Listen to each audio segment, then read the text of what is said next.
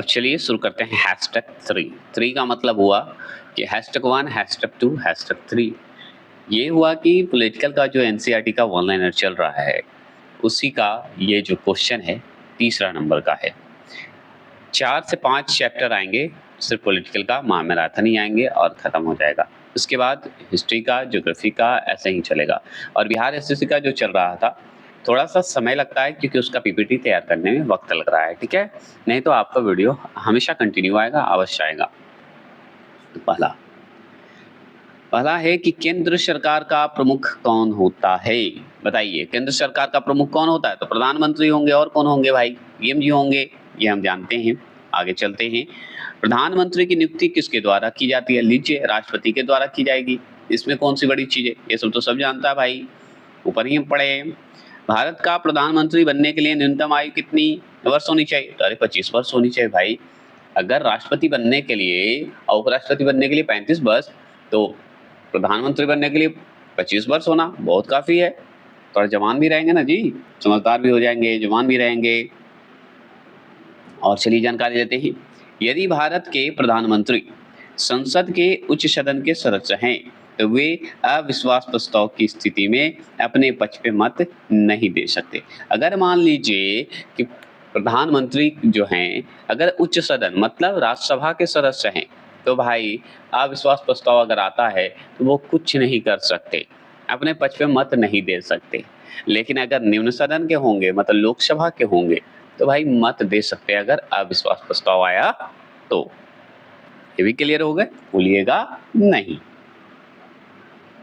और जानकारी लेते हैं। संसदीय शासन व्यवस्था में वास्तविक कार्यपालिका शक्ति किसके अधीन होती है? तो लीजिए, कार्यपालिका शक्ति है तो कार्यपालिका शक्ति किसके अधीन होगा? प्रधानमंत्री के। देखिए, अगर देखा जाए तो कार्यपालिका शक्ति अगर शक्ति देखा जाए, पावर देखा जाए वास्तविक रूप से तो प्रधानमंत्री ही चलाएगा ना, पीएम ही चलाते हैं, आप जानते हैं, ठीक है। सदस्य नहीं पूछ रहा है, वास्तविक कार्यपालिका शक्ति किसके अधीन है? प्रधानमंत्री के अधीन। लोकसभा में अविश्वास प्रस्ताव प्रस्तुति करने के लिए लोकसभा सदस्यों की न्यूनतम जो है कितनी संख्या होनी चाहिए? तो 50 होनी चाहिए। इसमें कुछ क्या बात है? अगर मान लीजिए कि लोकसभा में अगर अविश्वास प्रस्ताव पारित हो गया तो लोकसभा सदस्यों का बताइए न्यूनतम कितना संख्या होना चाहिए? तो 50 जरूर होना चाहिए, 50 होना चाहिए। 50 संख्या आवश्यक है अविश्वास प्रस्ताव के लिए, ऐसे ही नहीं हो जाएगा, ठीक है। और चलिए जानते हैं, भारत का प्रधानमंत्री सामान्यतः किस सदन का सदस्य होता है? तो देखिए, अगर देखा जाए तो भारत का प्रधानमंत्री जो है लोकसभा का सदस्य होता है। राज्यसभा का सदस्य भी प्रधानमंत्री बन सकते हैं लेकिन बहुत कम आए हुए हैं, ज्यादातर ये लोकसभा के सदस्य ही बनते हैं, ठीक है। तो हमारा राज्यसभा क्या है? उच्च सदन है। लोकसभा क्या है? निम्न सदन है, मैंने बोला था हैशटैग 2 टॉपिक में। अगर बात करें भारतीय संविधान का अनुच्छेद की, अगर बात कर रहे हैं तो भारतीय संविधान का अनुच्छेद 75 प्रधानमंत्री एवं अन्य मंत्री की नियुक्ति मंत्रिपरिषद के आकार एवं उत्तरदायित्व का निर्धारण करता है। तो अगर पूछे कि अनुच्छेद 75 क्या है तो हम बोलेंगे प्रधानमंत्री से संबंधित है और उनके अन्य मंत्री की नियुक्ति से भी संबंधित है। प्रधानमंत्री की नियुक्ति से और प्रधानमंत्री के साथ जो सहयोगी हैं, मेंबर हैं, उनकी नियुक्ति से। मंत्रिपरिषद के आकार से भी संबंधित है कि मंत्रिपरिषद मतलब सारे मंत्री आ जाएंगे प्रधानमंत्री के साथ साथ। और उत्तरदायित्व निर्धारण करने की भी बात अगर होगी तो आर्टिकल 75 टिक लगा के आ जाइएगा, ठीक है। उत्तरदायित्व तो प्रधानमंत्री ही संभालेगा ना। और भी जानकारी लेते हैं बहुत अच्छे से। मंत्रिमंडल में कुल मंत्रियों की संख्या प्रधानमंत्री सहित लोकसभा के सदस्यों की कुल संख्या के 15%, कितना प्रतिशत? 15% से अधिक नहीं होगा, 15% से अधिक नहीं होगी। यह प्रावधान किस संविधान संशोधन के द्वारा किया गया? बताइए, यह प्रावधान जो है किस संविधान संशोधन के द्वारा किया गया? तो हम बताएंगे 91वां संविधान संशोधन 2003 के तहत किया गया। अब बताइए कि 91वां संविधान संशोधन 2003 हम जो पढ़ रहे हैं इसमें क्या चर्चा है? तो यही चर्चा बताई जा रही है कि मंत्रिमंडल में जो कुल मंत्री की संख्या है ठीक है, और वो भी प्रधानमंत्री के सहित, मतलब प्रधानमंत्री भी इसमें जुड़े हुए हैं, ठीक है, सहित लोकसभा के सदस्यों की कुल संख्या के 15% से अधिक नहीं होनी चाहिए। यही बात कही गई है और इसी के प्रावधान के लिए 91वां संविधान संशोधन 2003 हुआ था, समझ गए। और इसमें 15% से अधिक नहीं होना चाहिए, इसका लोकसभा सदस्यों की कुल संख्या का 15% से अधिक नहीं होनी चाहिए, 15% तक चलेगा। ठीक है, आगे बात करते हैं। याद रखिए, सवाल कभी भी पूछ देता है 91वां संविधान संशोधन कब हुआ था, डेट पूछ देता है तो 2003 बता देना है। ऐसे सवाल संविधान संशोधन जो पढ़ाएंगे हम बात करेंगे। आगे बात है कि संसद का सदस्य नहीं होने पर कोई व्यक्ति अधिकतम कितने समय तक केंद्रीय मंत्री रह सकता है, बताइए। तो 6 माह, हमेशा मैंने बोला है, हर वीडियो में बोला है, लगभग अगर मान लीजिए भूल गए तो 6 माह टिक लगा के आ जाएगा, 100% आपका सही निकलेगा। ये लगभग हम देखें 6 माह ही रहता है, क्योंकि इन लोग का 6 माह जो आंकड़ा है ना, भाग्यशाली मानते हैं, जो भी काम होगा 6 माह, मतलब 6 महीना, समझ गए। चलिए, वो सब बात की बात है। आगे तो हम ये समझते कि है क्या। तो देखिए, संसद का सदस्य नहीं होने पर, मान लीजिए पार्लियामेंट का सदस्य आप नहीं है या मैं नहीं हूं, कोई व्यक्ति हो, हम हो, आप हो, कोई भी हो, अधिकतम कितने समय तक केंद्रीय मंत्री रह सकते हैं, तो हम बताए भाई 6 माह तक रह सकते हैं, उससे ज्यादा नहीं रह सकते, फिर हट जाएगा। नहीं तो बनिए जल्दी किसी का, कोई भी सदन का सदस्य बनिए जल्दी, है ना, ऐसे होते हैं। आगे बात करेंगे, केंद्र में मंत्री परिषद मतलब हो जाता है इसमें प्रधानमंत्री और प्रधानमंत्री के साथ जो अन्य मंत्री हैं उनको जोड़ा जाता है। तो केंद्र में मंत्री परिषद सामूहिक रूप से किसके प्रति उत्तरदायी होती है, बता सकते हैं। तो हम बताएंगे लोकसभा के प्रति उत्तरदायी होगा, और किसके प्रति होगा। सही बात है, मंत्री परिषद जो है जिसमें प्रधानमंत्री हो गए, आपके अन्य मंत्री भी हो गए, तो ये सब जो है लोकसभा के प्रति उत्तरदायी है सामूहिक रूप से, समझ गए। काम ही है उनका, उत्तरदायित्व है ये, लेकिन लोकसभा के प्रति। अगर बात करें, क्या बात करें, नेक्स्ट क्वेश्चन, भारत के प्रधानमंत्री के किस अनुच्छेद में यह प्रावधान किया गया है कि प्रत्येक राज्य की कार्यपालिका शक्ति, क्या जितने भी राज्य का कार्यपालिका शक्ति है, पावर है, क्या है, शक्ति का इस प्रकार प्रयोग किया जाए जिससे संघ की कार्यपालिका शक्ति पर कोई प्रतिकूल प्रभाव ना पड़े। मतलब ये आर्टिकल हमारा 257 में कहा गया है। और आर्टिकल 257 में जो आप देख रहे हैं, इसमें और भी स्पष्ट कर देता हूं कि अगर मान लीजिए कि राज्य की कार्यपालिका शक्ति को इस पर हम इस तरह हम लोग तैयार करेंगे, मान लीजिए कि राज्य की कार्यपालिका शक्ति है, अब इससे क्या है कि हमारा जो कार्यपालिका शक्ति है, संघ का जो कार्यपालिका शक्ति है, वो डिस्टर्ब ना हो, वो खराब ना हो, उसमें कोई प्रभाव ना पड़े, ऐसा आपको तैयार करना है, ऐसे आपको प्रयोग करना है। तो राज्य की कार्यपालिका शक्ति, अगर राज्य की कार्यपालिका शक्ति को अगर आप अच्छे से चलाइएगा तो संघ की कार्यपालिका शक्ति पर कोई प्रभाव नहीं पड़ेगा। और यही बताना चाह रहा है। तो कौन से आर्टिकल में चर्चा किया है, 257 में, कोई प्रतिक्रिया प्रभाव ना पड़े, इसके लिए आर्टिकल 257 में किया गया है, और कुछ नहीं है इसमें। मतलब राज्य कार्यपालिका शक्ति बस काम करे, ज़्यादा डिस्टर्ब ना करे, संघ पे कोई प्रभाव ना पड़े, ऐसा काम करे, ठीक है, ये कहना चाह रहा है। और ये आर्टिकल 257 में है। आगे बात करते हैं, लाभ के पद का निर्धारण संसद एवं राज्य विधानमंडल द्वारा किया जाता है। अगर लाभ के पद पर बैठे हैं तो इसका निर्धारण कौन करेगा, पार्लियामेंट करेगा, एवं राज्य का विधानमंडल द्वारा करेगा। तो राज्य के विधानमंडल में दोनों आ जाते हैं, याद रखिएगा। कौन कौन बताइएगा जरूर, सभा और एक और बताइए कौन आएगा, संसद में भी दोनों आ जाएंगे, है ना, तो याद रखना है। तो पार्लियामेंट एवं राज्य विधानमंडल द्वारा किया जाता है। ये क्लियर हो गए। और भी जानकारी ले लेते हैं हम लोग। भारतीय राजनीतिक व्यवस्था में क्या है, भारतीय राजनीतिक व्यवस्था में कार्यपालिका किसके अधीन कार्य करती है, बताइए, किसके अधीन कार्य करेगी, बता सकते हैं तो बताइए। तो हम बताएंगे विधायिका के अधीन कार्य करेगी। सिंपल बात है कि भारत जो है हमारा, उसका अगर राजनीतिक व्यवस्था देखा जाए तो कार्यपालिका जो होता है वो विधायिका के अधीन होता है, विधायिका के अधीन काम करेगा, बस यही ध्यान रखना है। जवाहरलाल नेहरू की कैबिनेट में, जवाहरलाल नेहरू की कैबिनेट में पहले गृह मंत्री तथा बाद में रक्षा मंत्री कौन बने, बताइए। मान लीजिए जवाहरलाल नेहरू उस समय प्रधानमंत्री थे, सबसे पहले थे, और प्रधानमंत्री थे तो पहले गृह मंत्री और बाद में रक्षा मंत्री बने थे, कौन थे पता है?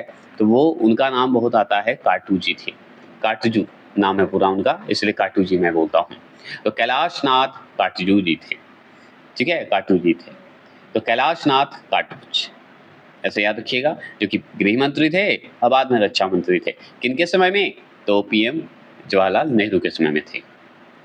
चलिए और भी जानते हैं, और इम्पोर्टेंट क्या है? तो और इम्पोर्टेंट यही है कि स्वतंत्र भारत के प्रथम वित्त मंत्री बताइए कौन थे? जब स्वतंत्र हुआ था भारत, उसके प्रथम वित्त मंत्री कौन थे? तो CRK शनमुगम चिट्टी थे, चिट्टी जी, चुट्टी जी नहीं बोलिए, चिट्टी जी बोलिएगा, चिट्टी जी थे, बाल वाला चोटी नहीं याद रखना है, ठीक है, चिट्टी जी याद रखिएगा।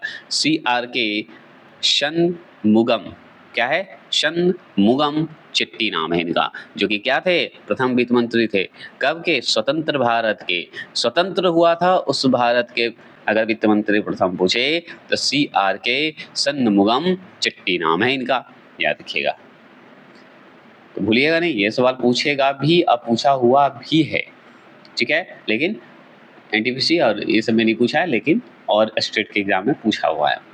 और बिहार पुलिस वाले भी इसकी तैयारी कर सकते हैं, ऐसा नहीं कि नहीं है, वन लाइनर है, पॉलिटिकल है, पढ़िए, है ना, और मैं करवा दूंगा, टेंशन नहीं लीजिएगा। बिहार पुलिस का सिर्फ ओनली मॉक टेस्ट करवाऊंगा, क्यों? एक बार पढ़िए, एग्जाम क्रैक के आइए, मतलब क्रैक करके आइए। भारत के किस प्रधानमंत्री का विदेश में आकस्मिक निधन हुआ, बताइए। तो देखिए, भारत के जो हमारे प्रधानमंत्री थे वो थे लाल बहादुर शास्त्री, जिनको आकस्मिक निधन हो गया था, अचानक उनकी मृत्यु की खबर आई थी, जो कि बाहर थे। आप जानते भी हैं लाल बहादुर शास्त्री की मृत्यु हुई थी, अचानक हो गई थी, विदेश में हो गई थी, और कहाँ हुआ था ये कमेंट में करिए, बहुत फेमस है। अपने प्रधानमंत्रित्व काल में कौन सा नेता एक बार भी संसद में उपस्थित नहीं हुआ? तो वो चौधरी चरण सिंह, चौधरी चरण सिंह ऐसे व्यक्ति थे जो कि प्रधानमंत्री रहते हुए, प्रधानमंत्री के काल में नेता जो थे चौधरी चरण सिंह, एक बार भी पार्लियामेंट में उपस्थित नहीं हुआ, मतलब उपस्थित हो भी नहीं किए। कौन? चौधरी चरण सिंह, समझ गए? ये सवाल है। संविधान के किस अनुच्छेद में मंत्रिमंडल शब्द का प्रयोग किया गया? तो अनुच्छेद 352 में किया गया, जो वो भी 352 के 3 में किया गया। संविधान के कौन सा ऐसा अनुच्छेद है जिसमें मंत्रिमंडल शब्द का प्रयोग हुआ? बताइए। तो हम बताएंगे अनुच्छेद 352 के 3 में, ठीक है ना, क्लियर, कोई दिक्कत? 352 के 3 में। चलिए, अगर बात कर लीजिए श्वेत पत्र, व्हाइट पेपर की बात करें, तो भारत से संबंधित अधिकारी दस्तावेज है। हाँ, ये भारत से संबंधित अगर अधिकारी दस्तावेज पूछे तो उस श्वेत पत्र को बता दीजिएगा, जो कि सही है। एक और है, संघीय मंत्रिमंडल का पुनर्गठन किसके प्रतिवेदना पर आधारित थी? तो आप बताइएगा, गोपाल स्वामी अयंगर के क्या थी? प्रतिवेदना पर आधारित था। तो गोपाल स्वामी अयंगर नाम ही है, जो कि संघीय मंत्रिमंडल का पुनर्गठन से जुड़े हुए हैं, ऐसे भी बोल सकते हैं, या संघीय मंत्रिमंडल का पुनर्गठन गोपाल स्वामी अयंगर प्रतिवेदना पर आधारित था, ऐसे भी बोल सकते हैं, कोई दिक्कत नहीं। आगे चलिए,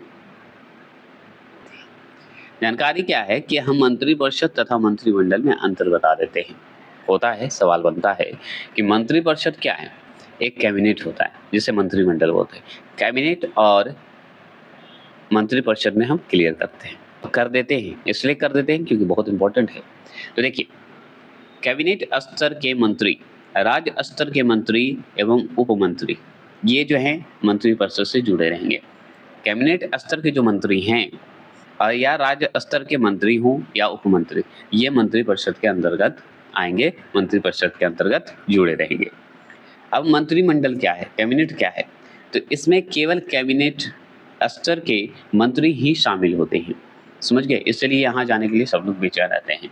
तो कैबिनेट में सिर्फ कैबिनेट स्तर के मंत्री ही रहेंगे, लेकिन मंत्रिपरिषद में क्या होगा, कैबिनेट के मंत्री भी रहेंगे, राज्य स्तर के भी मंत्री रहेंगे और उपमंत्री भी रहेंगे। किसमें? मंत्रिपरिषद में। लेकिन मंत्रिमंडल में सिर्फ कैबिनेट स्तर के मंत्री रहेंगे, मतलब मंत्रिमंडल के ही सदस्य रहेंगे। एक जान गए। दूसरा अंतर क्या है? दूसरा है कि मंत्रिपरिषद, यह मतलब मंत्रिपरिषद एक संवैधानिक निकाय है। क्या है? संवैधानिक निकाय के रूप में जाना जाता है। किसको? मंत्रिपरिषद को, जिसका वर्णन जो है संविधान के अनुच्छेद किसमें किया गया है? 74 और 75 में किया गया है, मतलब 74, 75 में किया गया है। तो अगर मंत्रिपरिषद की बात कहेगा तो आप क्या बताइएगा? 74, 75 बता दिएगा, उस आर्टिकल में चर्चा की गई है। संवैधानिक निकाय है, ये भी जानते हैं। अब यहाँ पे चलिए मंत्रिमंडल की बात करते हैं। तो 44वें संविधान संशोधन 1978 मतलब 1978 की बात करते हैं, द्वारा क्या हुआ है? अनुच्छेद 352 में मंत्रिमंडल शब्द को जोड़ा गया है। तो हम ऊपर पढ़े थे कि मंत्रिमंडल शब्द का जो प्रयोग किया गया है किस आर्टिकल में? तो आर्टिकल 352 में, ये भी जान गए। और सबसे बड़ी बात, कौन सा संविधान संशोधन के तहत? 44वें संविधान संशोधन 1978 में, ठीक है, जोड़ा गया है, जो संविधान के मूल पाठ में नहीं था। पहले संविधान के मूल पाठ में था ही नहीं मंत्रिमंडल, समझ गए, जो कि बाद में जोड़ा गया 1978 के तहत जोड़ा गया। कौन सा आर्टिकल में? 352 में मंत्रिमंडल शब्द जोड़े गए, समझ गए, कोई दिक्कत नहीं ना। और मंत्रिपरिषद पहले से था, जो कि आर्टिकल 74 और 75 में किया गया, जो कि संवैधानिक निकाय है। अब बात करते हैं और जानकारी लेते हैं। तीसरा क्या अंतर है, हम ये जानते हैं। तो देखिए, संवैधानिक रूप से मंत्रिपरिषद को संघ की समस्त कार्यपालिका शक्तियां प्राप्त है। सोचिए, मंत्रिपरिषद को जो है ना, संघ की जितने भी समस्त जो कहिए सभी कार्यपालिका शक्ति प्राप्त है। किसको? मंत्रिपरिषद को। परंतु मंत्रिमंडल द्वारा इसके कार्यों का निर्धारण किया जाता है। लेकिन मंत्रिपरिषद पावरफुल है, सब कुछ है, ठीक है, सारा शक्ति इसके पास है, लेकिन मंत्रिमंडल द्वारा मतलब कैबिनेट द्वारा इसके कार्यों का निर्धारण किया जाता है, तय किया जाता है, समझ गए। और इसी में तीसरा देखिए, कैबिनेट मंत्री के बारे में क्या बोलता है? तो व्यवहारिक रूप से या व्यवहारिक रूप में मंत्रिमंडल सदैव मंत्रिपरिषद की शक्तियों का ही प्रयोग करता है। तो मंत्रिमंडल जो है सदैव क्या करेगा? मंत्रिपरिषद शक्तियों का ही प्रयोग करेगा, ये भी जान लीजिए। मतलब यहाँ जो है आप जान रहे हैं कि मंत्रिपरिषद को संघ की समस्त कार्यपालिका शक्ति प्राप्त है, ठीक है, लेकिन मंत्रिमंडल द्वारा इसका कार्य का निर्धारण होगा। और जब कार्य का निर्धारण होगा, लेकिन पावरफुल कौन है? मंत्रिपरिषद। तो मंत्रिपरिषद के अंदर ही तो होगा, तो जितने भी कैबिनेट हैं सदैव मंत्रिपरिषद की शक्तियों का ही प्रयोग करेंगे, समझ गए। कैबिनेट जो है अपने नहीं कुछ करेगा, मंत्रिपरिषद का जो शक्ति है उसी का प्रयोग करेगा। तो इसके अंडर रहे चाहे नहीं रहे, अंतर बस इतना ही है। कार्य करना तो पड़ेगा मंत्रिपरिषद का ही, लेकिन भाई मंत्रिमंडल द्वारा ही कार्य निर्धारण होगा, बस यही अंतर है, ठीक है। और मंत्रियों के कार्यों का जो है निर्धारण करता है, यही बात तो बोल रहा हूँ मैं। निर्धारण खाली कर सकता है, उपयोग तो भाई मंत्रिपरिषद का ही शक्ति का करेगा। अब चौथा क्या है, हम ये जानते हैं। मंत्रिमंडल द्वारा, किसके द्वारा? मंत्रिमंडल द्वारा लिए गए नीतिगत निर्णयों का क्रियान्वयन मंत्रिपरिषद द्वारा किया जाता है। अब मंत्रिमंडल द्वारा लिया गया जो भी नीतिगत नियम होता है, नियम से जो निर्णय लिया जाता है या क्रिया द्वारा लिया जाता है या काम द्वारा लिया जाता है, तो मंत्रिपरिषद द्वारा ही किया जाएगा। मंत्रिमंडल कोई भी नियम बना ले, कोई भी नीति ले ले, कार्य तो भाई मंत्रिपरिषद द्वारा ही होगा। ये हमारे चौथे नंबर में है। अब इसमें कैबिनेट मंत्री में क्या बात है, मतलब मंत्रिमंडल में क्या कहा गया है? तो नीतिगत निर्णयों को जो है क्रियान्वित मतलब उपयोग करने के लिए यह मंत्रिपरिषद को निर्देश देता है। बस निर्देश दे सकता है, एक्शन तो भाई मंत्रिपरिषद ही करेगा। और तथा निर्णयों के क्रियान्वयन की निगरानी भी करता है। तो कैबिनेट मंत्री का काम है क्या? निगरानी करना, सही काम हो रहा है कि नहीं काम हो रहा है तो मंत्रिपरिषद के सदस्य जहाँ जहाँ गड़बड़ की हैं मेंबर को हटाओ, या प्रधानमंत्री पर उंगली उठा कर हटा दो, इस तरह का नियम है। इसलिए कैबिनेट मंत्री भी आवश्यक है, समझ गए। तो किस आर्टिकल में जोड़ा गया है मंत्रिमंडल शब्द का प्रयोग? तो आर्टिकल 352 में। कब इसका संशोधन हुआ था मंत्रिमंडल के लिए? 44वें संविधान संशोधन 1978, ये इंपॉर्टेंट है।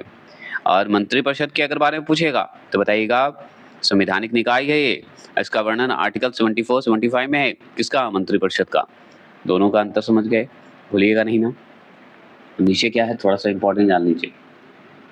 मंत्रिपरिषद की बात कर रहे हैं तो सामूहिक रूप से लोकसभा के प्रति उत्तरदायी होता है, होगा ही जब हमारे प्रधानमंत्री से जुड़ा हुआ है और जिम्मेदारी है, तो ये राज्यसभा के जिम्मेदारी के नहीं अंतर होगा, ये लोकसभा के मतलब उत्तरदायी होगा। कौन? मंत्रिपरिषद, क्योंकि प्रधानमंत्री और उनके अनुमंत्री भी जुड़े हैं ना, इसलिए।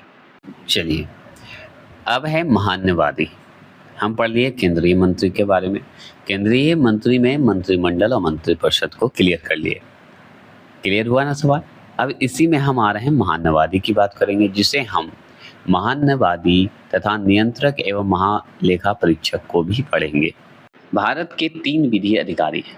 क्या है? विधि अधिकारी अगर पूछे भारत में कितने हैं तो हम बताएंगे 3 हैं। कितने हैं? 3 हैं। क्लियर हो गया? अब कौन कौन है?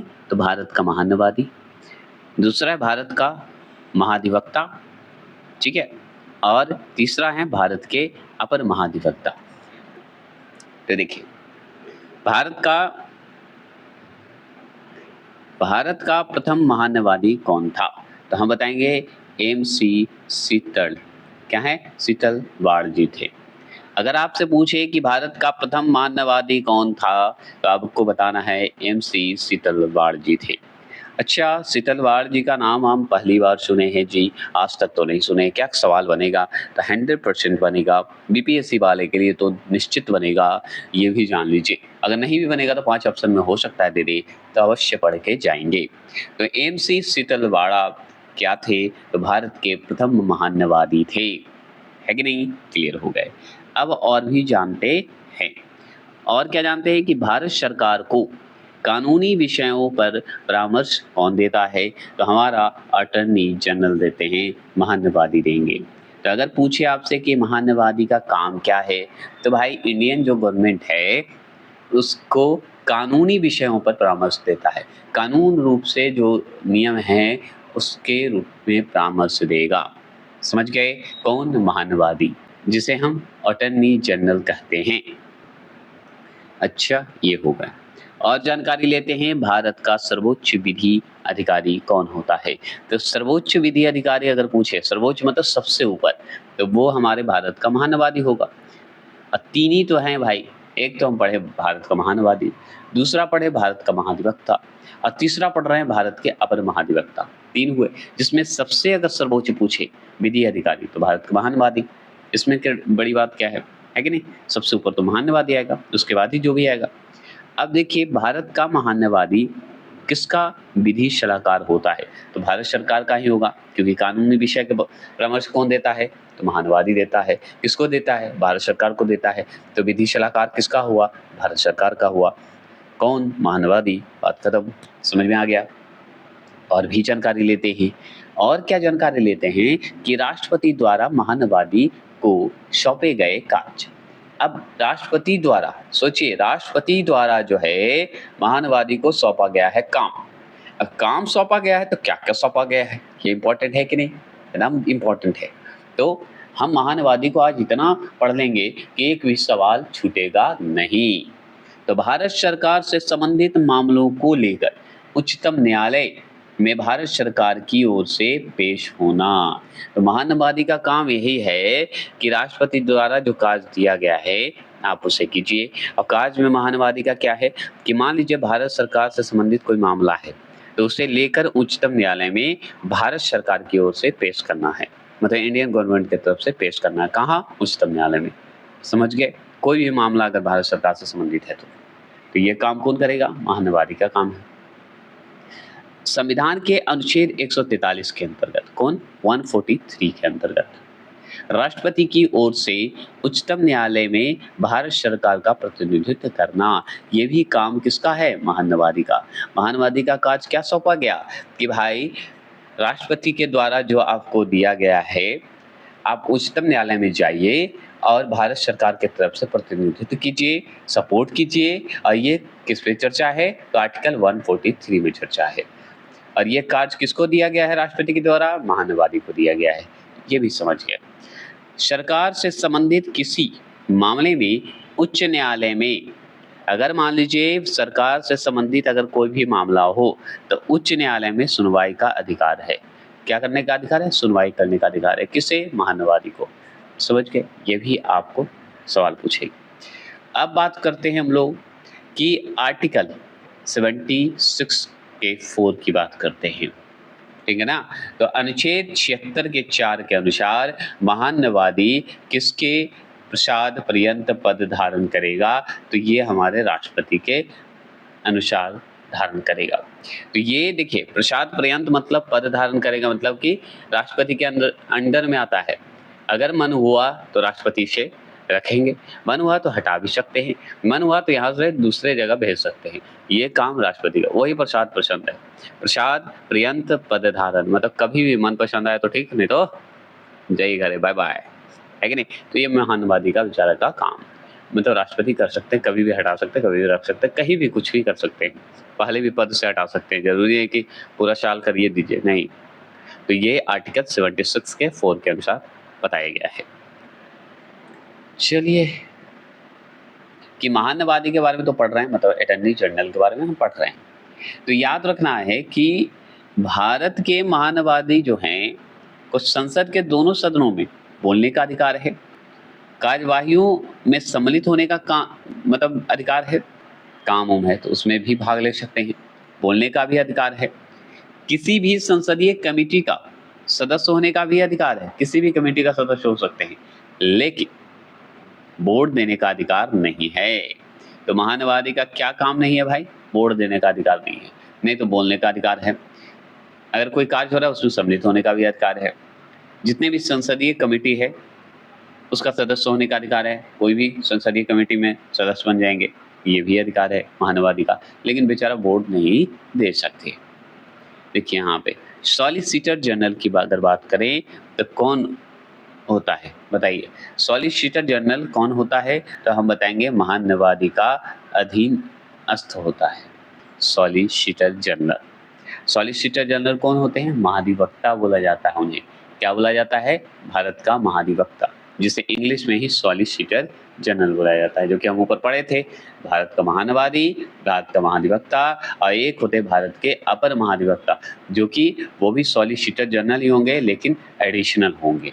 उनके बारे में भी हम एक लाइन पढ़ ही लेंगे। देखिए, वर्तमान में अगर पूछा जाए तो भारत के महान्यवादी कौन है वर्तमान में, तो आपको बताना है आर वेंकट रमानी। कौन है? वेंकट रमानी जी हैं। तो वर्तमान में पूछे वेंकट रमानी, ये सब बदलते रहते हैं तो ध्यान रखना होगा, ये अपडेट आपको रखना होगा, ठीक है? ये जरूर ध्यान रखिएगा, हो सकता है एग्जाम आते आते उसमें चेंज हो जाए, तो ध्यान रखना होगा, ठीक है?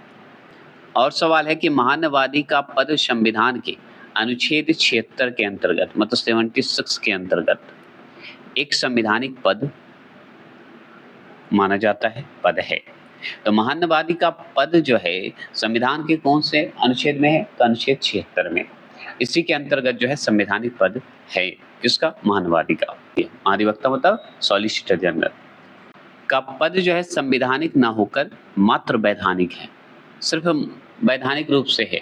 ये नहीं कि एकदम निश्चित है कि भाई संवैधानिक है, नहीं, महान्यवादी का है, लेकिन महाधिवक्ता जो हैं सॉलिसिटर जनरल जिन्हें बोलते हैं उनका ये वैधानिक रूप से है।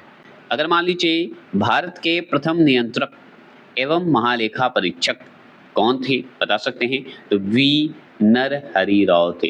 ये पूछता है सवाल कि भारत के प्रथम, जैसे भारत के प्रथम हमारे महान्यवादी हम जान गए कि शीतल वाड़ा थे, उसी तरह हमारे नियंत्रक एवं महालेखा परीक्षक भी तो होंगे। तो कौन थे? तो वो हमारे वी नरहरि राव थे। कौन थे? बी आर नरहरि राव बोलिएगा या बी नरहरि राव बोलिएगा, क्योंकि भारत के क्या थे? प्रथम नियंत्रक एवं महालेखा परीक्षक थे। अच्छा, चलिए अब आगे महाधिवक्ता की बात करते हैं। अब महाधिवक्ता का दो नाम से जानते हैं, ठीक है? अब यहाँ पे एडवोकेट के रूप में काम करेगा, एडवोकेट जनरल हो गए, सही बात है। ये वैधानिक हैं, ये बेचारे अपना काम करेंगे, चलते रहेंगे वाला बात है। राज्य सरकार को कानूनी विषयों पर कौन परामर्श देता है? तो महाधिवक्ता। अब देखिए यहाँ पे मैंने बताना थोड़ा सा भूल गया था, बता देता हूँ। ये देख के क्वेश्चन याद आया कि महान्यवादी जो है आपको केंद्र के एक्शन के काम करेंगे। और उन्हीं का छोटा जो है महाधिवक्ता, ये काम क्या करेंगे भाई, राज्य के जो भी हैं कानूनी विषय उसका काम करेंगे। तो राज्य सरकार के लिए ये महाधिवक्ता हैं, ऐसे याद कर लीजिएगा। केंद्र के लिए महान्यायवादी और राज्य सरकार के लिए महाधिवक्ता। ठीक है, चलिए, जिसे सॉलिसिटर जनरल भी बोलते हैं। या और ये याद रखिएगा, महान्यायवादी के अधीन ही रहेंगे, समझिए, महान्यायवादी के अंडर में रहेंगे ये, क्योंकि ऊपर हम पढ़ चुके थे इसके बारे में, है ना। और सुनिए, संसद की लोक सेवा समिति की अगर बात करते हैं तो संसद का जो पब्लिक सर्विस कमेटी है, जिसे हम लोक सेवा समिति कहते हैं, है ना, कि बैठकों में कौन उपस्थित रहता है, तो भारत का नियंत्रक एवं महालेखा परीक्षक ही रहेगा। समझ गए, मतलब लोक सेवा समिति के मान लीजिए बैठक की अगर बात करें तो कौन उपस्थित होना आवश्यक है, तो हमारा नियंत्रक एवं महालेखा परीक्षक होता है, जिसे शॉर्ट में हम CAG बोलते हैं। किसको, नियंत्रक महालेखा परीक्षक को शॉर्ट में बोला जाता है CAG, है ना। और भी बात कर लेते हैं भाई, भारत के नियंत्रक एवं महालेखा परीक्षक जिसे CAG बोलते हैं के पद का सृजन किसके द्वारा किया गया है, तो संविधान द्वारा किया गया है। तो देखिए एक बात जान लीजिए, सृजन मतलब कि इसकी उपस्थिति, इसकी स्थापना, इसकी शुरुआत, इसका जो है नियंत्रक एवं महालेखा परीक्षक का पद का कहिए क्या बोलते हैं, स्थापना कहिए, लाया गया है किसके द्वारा, तो ये संविधान द्वारा लाया गया है। तो संविधान द्वारा क्या लाया गया है, CAG का पद लाया गया है भारत के। ठीक है, भारत के नियंत्रक एवं महालेखा परीक्षक का कार्यकाल कितने होते हैं, तो 6 वर्ष का होते हैं। कितने होते हैं, 6 वर्ष का होते हैं। समझ गए, तो आपसे पूछेगा कितने वर्ष के होते हैं, तो 6 वर्ष के होते हैं। अच्छा जी, 6 वर्ष के होते हैं, तो और जानते हैं, भारत का नियंत्रक एवं महालेखा परीक्षक किसका मार्गदर्शक होता है, तो लोक लेखा समिति का होता है, पब्लिक सर्विस कमेटी का होता है, मार्गदर्शक के रूप में काम करता है। कौन, नियंत्रक एवं महालेखा परीक्षक, जिसे शॉर्ट में CAG बोलते हैं। तो ये भी बन सकता है कि CAG जो है वो क्या है, तो एक मार्गदर्शक है, किसका, तो लोक लेखा समिति का, जिसे हम पब्लिक सर्विस कमेटी बोलते हैं। और भी जान लीजिए भाई क्या है, तो देखिए नियंत्रक एवं महालेखा परीक्षक बोलिए या परीक्षक, CAG जिसे शॉर्ट में बोलते हैं, ये हमेशा याद रखिएगा, को लोक निधि का मुख्य अभिभावक कहा जाता है। पब्लिक पर्स कहिए, ठीक है ना, पब्लिक पर्स कहिए। तो लोक निधि का मुख्य अभिभावक किसे कहा जाता है, CAG को कहा जाता है। CAG कौन, नियंत्रक एवं महालेखा परीक्षक को कहते हैं। वो क्या है, पर्स है, एक तरह से लोक निधि का मुख्य अभिभावक है। और थोड़ा सा जान लीजिए, राज्य एवं केंद्र सरकारों के सभी खर्चों की वित्तीय जांच कौन करता है, तो इसी का तो काम है, नियंत्रक एवं महालेखा परीक्षक का ही तो काम है कि जितने भी खर्च आप कर रहे हैं, वित्तीय खर्च, उसका जांच कीजिए सही जगह पे है कि नहीं। राज्य और केंद्र के बीच में जो बंटवारा हो रहा है उस पर नजर रखिए जी। धन की बात हो रही है तो वित्तीय खर्च जो भी हो रहे हैं राज्य और केंद्र के बीच, तो CGA के काम है, CAG का काम है, नियंत्रक एवं महालेखा परीक्षक का काम है। कोई दिक्कत नहीं होना चाहिए, बहुत इम्पोर्टेंट बात है। नियंत्रक एवं महालेखाकार के पेंशन व भत्ते किस पर भारित होते हैं, तो ये होते हैं भारत की संचित निधि पर। किस पे होते हैं, भारत के संचित निधि पर होते हैं। तो नियंत्रक एवं महालेखाकार के पेंशन व भत्ते जो है किस पर भारित होते हैं, तो भारत की संचित निधि पर होते हैं। किस पे होते हैं, भारत के संचित निधि पर होगा, ये हम समझ गए। अगर आपसे पूछेगा कि नियंत्रक एवं महालेखा परीक्षक का पैसा कहाँ से मिलेगा जी, ऐसे हो सकता है ना, पूछेगा आपसे। हर ढंग से मैं बोल रहा हूँ जिससे आपको याद हो जाए। अगर हमारा मेहनत आपको दिख रहा है, अगर आपको लगता है कि मैं आपको समझा पा रहा हूँ, तो बस यही रिक्वेस्ट है कि आप लाइक करके बता दें। अगर लाइक नहीं कर सकते तो कमेंट करके बता दीजिए क्या आपको याद होता है मुझसे, क्योंकि मुझे हिम्मत मिलती है और वीडियो बनाने में मन लगता है। अगर आपको याद नहीं होगा तो फिर मैं मेहनत क्यों करूँगा, कुछ तरीके अलग हो रहूँगा, है कि नहीं। तो प्लीज़ सपोर्ट करें, सब्सक्राइब करें और बताएंगे कैसा लगता है, याद होता है कि नहीं, सुनने पे ज़रूर बताइएगा। मेरा कॉन्फिडेंस बढ़ता है। तो नियंत्रक एवं महालेखा परीक्षक के पेंशन व भत्ते किस पर भारित होते हैं? तो भारत की संचित निधि पर होते हैं। तो अगर पूछे पेंशन और भत्ते कहाँ से मिलते हैं, तो हम बताएंगे अरे भारत के संचित निधि से मिलेगा, और कहाँ से मिलेगा इन लोग को? और किनको? सीएजी को। चलिए, ये भी बात सही है। और भी बात करते हैं, भारत के नियंत्रक एवं महालेखा परीक्षक से संबंधित जो आर्टिकल है इंपॉर्टेंट, वो पढ़ते हैं। सारे आर्टिकल पढ़ते आ रहे थे, इनका आर्टिकल कैसे भूल सकते हैं? तो हम याद रखेंगे अनुच्छेद 148 से शुरू करते हैं। अनुच्छेद 148 जो है भारत के नियंत्रक एवं महालेखा परीक्षक की नियुक्ति एवं पद मुक्ति की भी बात करता है, मतलब नियुक्त होने का भी और पद मुक्त भी करने का भी। ठीक है, ये किससे संबंधित है? तो 148 आर्टिकल में है, किसका? नियंत्रक एवं महापरीक्षक का नियुक्ति की भी बात करेगा और पद मुक्ति की भी बात करेगा। मुक्त भी कर देगा और नियुक्त भी कर देगा, मतलब चुन भी लेगा, हटा भी देगा, आर्टिकल 148 के तहत।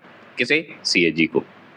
अगर अनुच्छेद 149 की अगर हम बात करें, अनुच्छेद 149 में क्या कहा गया है कि नियंत्रक एवं महालेखा परीक्षक के कार्य एवं शक्ति की बात कहा गया है। तो अगर पूछेगा कि अच्छा ये बताइए कि भाई नियंत्रक एवं महालेखा परीक्षक कितना बार पढ़े, जिन्हें हम शॉर्ट में CAG बोलते हैं, इनका नियुक्ति की बात बताइए तो हम बताएंगे 148 में। अच्छा, पद मुक्ति का बताइए, मतलब पद से हटाने की बात करता है, तो 148 अनुच्छेद में। अच्छा, तो अनुच्छेद 149 है क्या चीज? 48 में जब दोनों है कि भाई पद पे नियुक्त भी हो सकते हैं, पद से मुक्त भी हो सकते हैं, तो 49 क्यों बना? 149 क्यों है?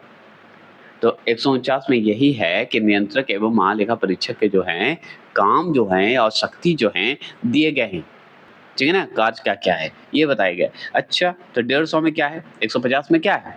तो अनुच्छेद 150 में यही है कि संघ तथा राज्यों के लेखा प्रारूपों के संबंध में राष्ट्रपति को सलाह दे। जो भी पैसा वैसा या लिखा हुआ जो है, कितना राज्य में, कितना केंद्र में बट रहा है, कितना क्या हो रहा है, ये सब जाके राष्ट्रपति से या राष्ट्रपति को सलाह दे सकता है। समझ गए? अनुच्छेद 150 पे कहा गया। अच्छा, 150 है तो 151 क्या है? 151 क्या है? तो इसमें भाई अंकेक्षण प्रतिवेदन है, मतलब रिपोर्ट की बात करता है। इसमें रिपोर्ट खाली करेगा और कुछ नहीं करेगा, मतलब रिपोर्ट जारी करने की बात करेगा या रिपोर्ट लिखेगा या रिपोर्ट देने की संभावना है। तो ये आर्टिकल 151 में है, सलाह भी देगा, रिपोर्ट भी देगा, ये ध्यान रखिएगा। तो ये हो गया 151 में। क्लियर हो गया? कोई दिक्कत नहीं। अब थोड़े से नीचे जो लिखा जाता है, जो लाइनिंग है, वो इम्पोर्टेंट जो शब्द हैं हम बता देते हैं। इम्पोर्टेंट क्या है कि नियंत्रक एवं महालेखा परीक्षक अवकाश प्राप्ति के पश्चात, मतलब मान लीजिए छुट्टी के पश्चात, कोई भी सरकारी पद धारण नहीं कर सकता है। ठीक है, मतलब मान लीजिए नियंत्रक एवं महापरीक्षक है, बीच में छुट्टी है, मान लीजिए ले लिए, अवकाश ले लिए। अब अवकाश लेने के बाद अगर सोच रहे हैं कि हम कोई और पद को संभाले, तो नहीं भाई, नहीं ले सकते। समझ गए? नहीं ले सकते, कोई पद धारण नहीं कर सकते। अब हम शुरू करते हैं संसद, पार्लियामेंट। इससे भी सवाल बहुत बनता है, और सवाल बनता है तो पढ़ना तो बनता है कि नहीं? बनता है। और इससे संसद से संबंधित जितने भी आर्टिकल हैं आज हम क्लियर करेंगे, और एक एक लाइन को हम सुनेंगे सिर्फ। आप मेरी आवाज़ को बाद में म्यूट करके सुन लीजिएगा, सॉरी म्यूट करके बोल रहा हूँ, म्यूट करके भी सुन सकते हैं अगर मेरी आवाज़ पसंद ना आए तो, नहीं तो आप स्पीड करके वीडियो को सुन लीजिएगा, लेकिन सुनिएगा अवश्य। अगर बीपीएससी की तैयारी कर रहे हैं तो बेसिक नॉलेज होना जरूरी है।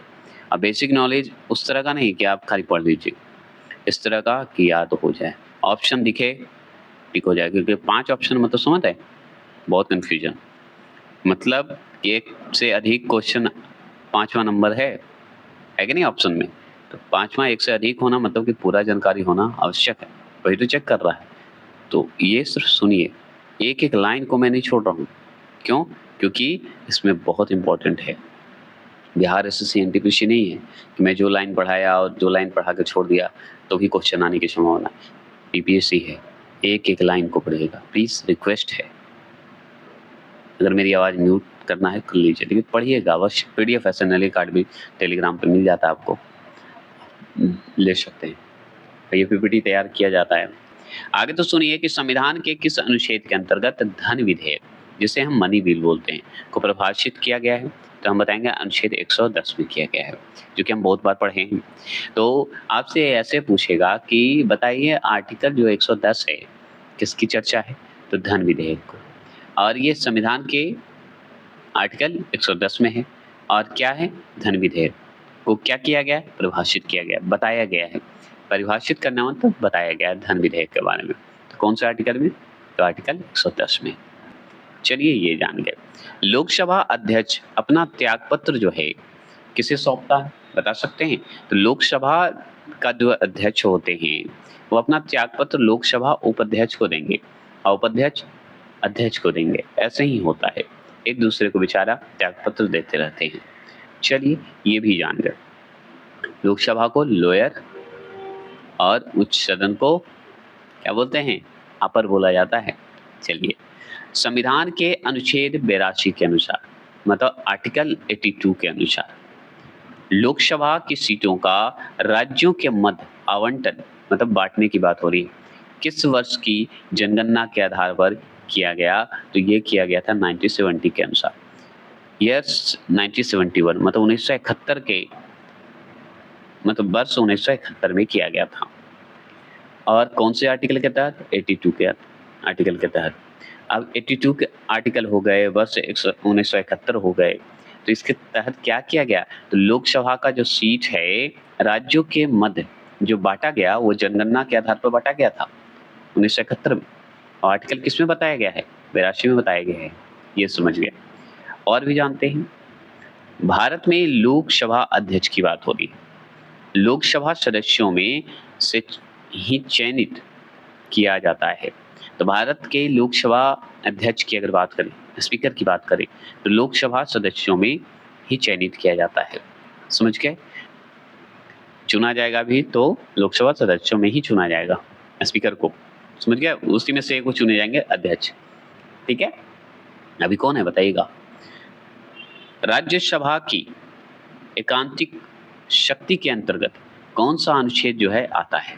कौन सा अनुच्छेद आता है? तो अनुच्छेद 249 आता है, 249 आता है। क्लियर हो गए? तो राज्य की एकांतिकी क्या है? एकांतिकी शक्ति के अंतर्गत कौन सा अनुच्छेद आता है? अनुच्छेद 249 आता है। क्या आता है? 249 आता है। ये क्लियर हो गए। और भी बात कर लेते हैं हम लोग।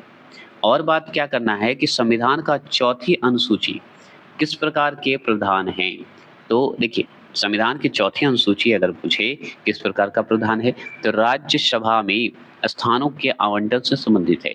तो राज्यसभा में है, ठीक है। लोकसभा में तो ऊपर पढ़े हम लोग, आर्टिकल पढ़े, लेकिन अनुसूची नहीं पढ़े, बाद में पढ़ेंगे। लेकिन यहाँ पे देखिए चौथी अनुसूची में जो है क्या है कि राज्यसभा में स्थानों का आवंटन बांटा गया है। राज्यसभा में स्थानों के आवंटन से संबंधित बांटे गए हैं। स्थान के हिसाब से राज्यसभा में सीट मिली है, और लोकसभा में क्या था?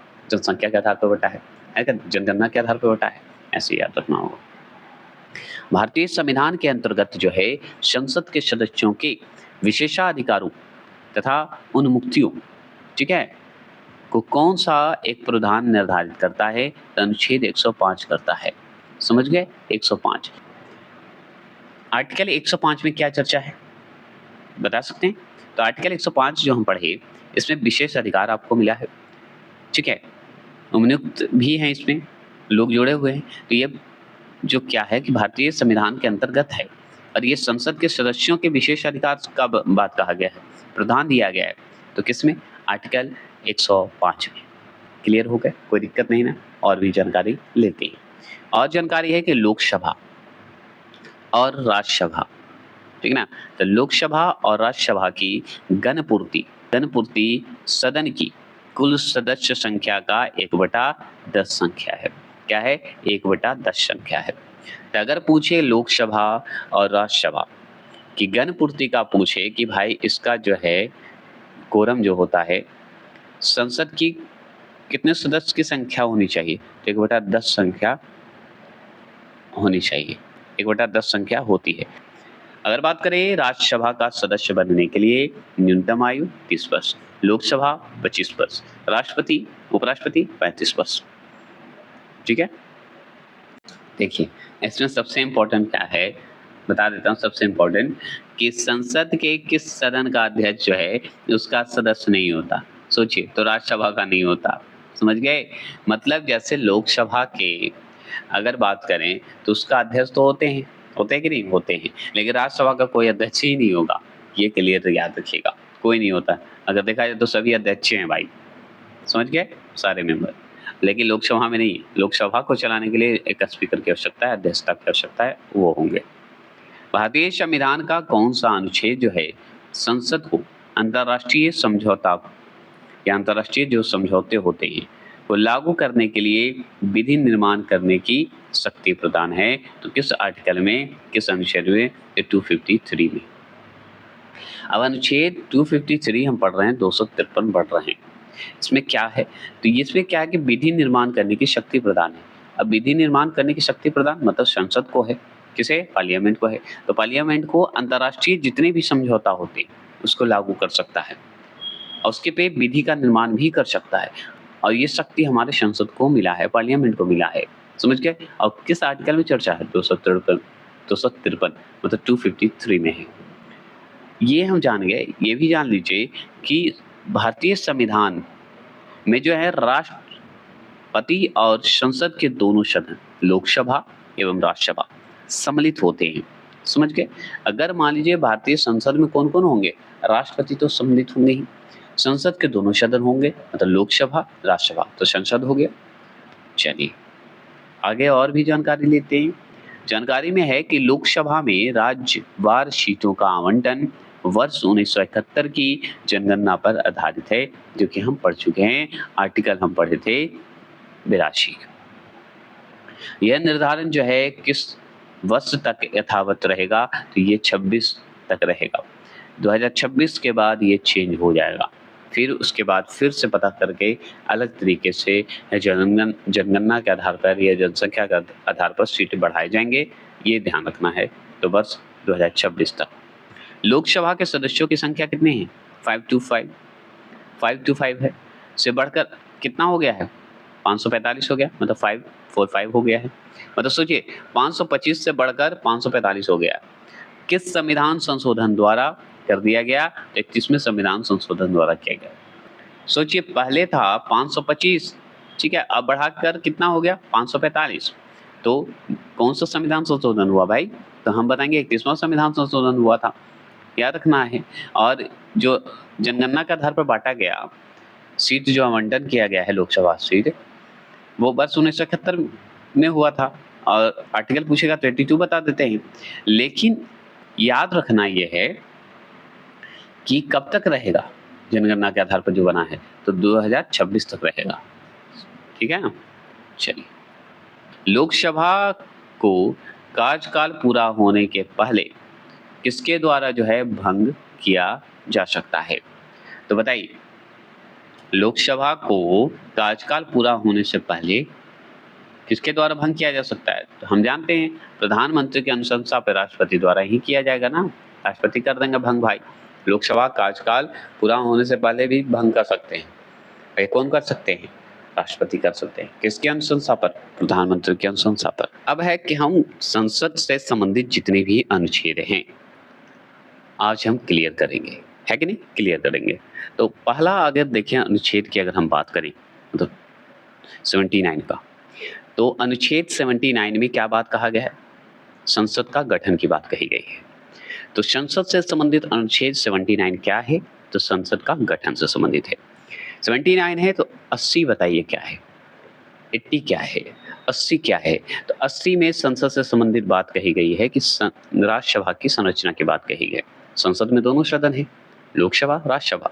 तो 80 जो आप अनुच्छेद देख रहे हैं वो राज्यसभा की संरचना की बात कही है। राज्यसभा का संरचना कैसे बना, किस तरह से होगा, इसकी बात कही गई है। और 80 के बाद 81 आता है। 81 अनुच्छेद में कहा गया है कि लोकसभा की संरचना की बात कही गई है।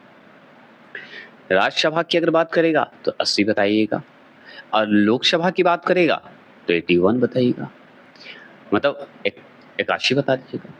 तो अगर पूछे 79 तो हम बताएंगे संसद का गठन की बात करता है। 80 पूछेगा तो राज्यसभा की संरचना की बात करेगा। 81 पूछेगा मतलब 81 पूछेगा तो लोकसभा की संरचना की बात करेंगे। इतना बार बोला हूँ कि याद हो गया होगा। अब 82 तो हम पढ़ चुके हैं ऊपर ही, जो कि 1971 के तहत हुआ था। क्या हुआ था? जो कि 1971 से लेकर 2026 तक चलेगा ये, 26 के बाद चेंज हो जाएगा। तो क्या हुआ था? जनगणना के आधार पर बाँटा गया है, सीट बाँटा गया है कि नहीं? सभी राज्यों में आवंटित किया गया है सीट, लोकसभा सीट। तो 82 के तहत आर्टिकल 82 में कहा गया है कि प्रत्येक जनगणना के पश्चात पुनः समायोजन करना, उसके आधार पर सीट देना, यही है अनुच्छेद 82 में, 82 में। अब अनुच्छेद 83 की बात करते हैं, मतलब 83 की बात करते हैं, तो संसद के दोनों सदनों की अवधि की बात कही गई है। एक लोकसभा 5 साल, राज्यसभा 6 वर्ष। पढ़े हैं ना? पढ़े होंगे। तो 83 संसद के सदनों की अवधि जो अगर पूछे तो आपको बताना है 83 अनुच्छेद में है। तो संसद के दोनों सदनों की अगर बात करें या संसद के सदनों की बात करें, सदन मतलब दोनों आ जाएंगे, तो 82 उसकी समय की बात हो रही है। अगर अनुच्छेद 84 की बात करें मतलब 84 की बात करें, तो संसद की सदस्यता के लिए क्या होते हैं? अर्हता। अर्हता मतलब होता है क्वालिफिकेशन है, क्वालिफिकेशन। तो संसद की सदस्यता के लिए आपको क्वालिफिकेशन की अगर बात कहेगा तो 84 की बात करेंगे। अगर पूछे अनुच्छेद 85, आर्टिकल 85 पूछे मतलब 85 पूछे, तो बताइएगा संसद के सत्र, सत्रावसान एवं विघटन की बात करेगा। संसद का सत्र कब होगा, संसद का सत्रावसान कब होगा, भंग कब होगा, या संसद का विघटन कब होगा, समाप्ति कब हो जाएगा, अंत कब हो जाएगा। तो ये अनुच्छेद 85 में चर्चा है, अनुच्छेद 85 में चर्चा है कि नहीं? अगर आपसे पूछे कि भाई संसद से संबंधित पढ़ ही रहे हैं तो अनुच्छेद 86 क्या है संसद से संबंधित? 86 अनुच्छेद में क्या कहा गया है? तो राष्ट्रपति का सदनों को संबोधित तथा संदेश देने का अधिकार है। तो संसद के जो सदन हैं, दोनों सदन हैं, उसे संबोधित करने का अधिकार राष्ट्रपति को दिया गया है और संदेश देने का अधिकार भी राष्ट्रपति को दिया गया है। समझ गए? और ये संसद के आर्टिकल अनुच्छेद 86 में चर्चा किया गया है। अब हम बात करते हैं 87 की बात करते हैं, अनुच्छेद 87 की बात करेंगे। तो आर्टिकल 87 मतलब 87 है ना? तो हम पूछेंगे कि अनुच्छेद जो 87 है, 87 है, वो बताइए क्या कहना चाह रहा है? तो ये कह रहा है कि भाई संसद से संबंधित आर्टिकल आप 87 देख रहे हैं, इसमें है कि राष्ट्रपति का विशेष संबोधन से संबंधित है। संबोधन कहिए, अभिभाषण कह सकते हैं, ठीक है? तो इनका राष्ट्रपति का विशेष क्या बोलते हैं?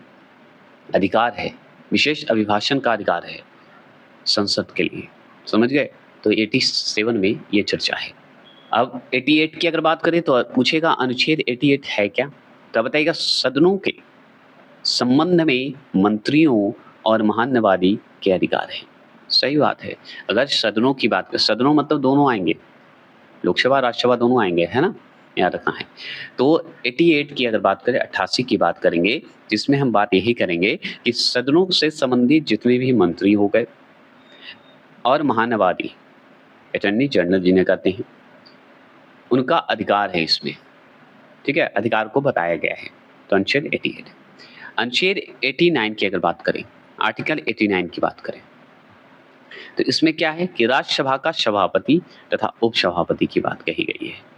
तो राज्यसभा का सभापति तथा उपसभापति जो हैं, वो बताइए, जो चर्चा आप सुनते हैं राज्यसभा के सभापति, उपसभापति सुनते हैं, वो किस आर्टिकल में सुनते हैं? तो 89 में। तो आपसे पूछेगा अनुच्छेद 89 जो है, जिसे हम नवासी बोलते हैं, 89 को हिंदी में नवासी बोलते हैं ना?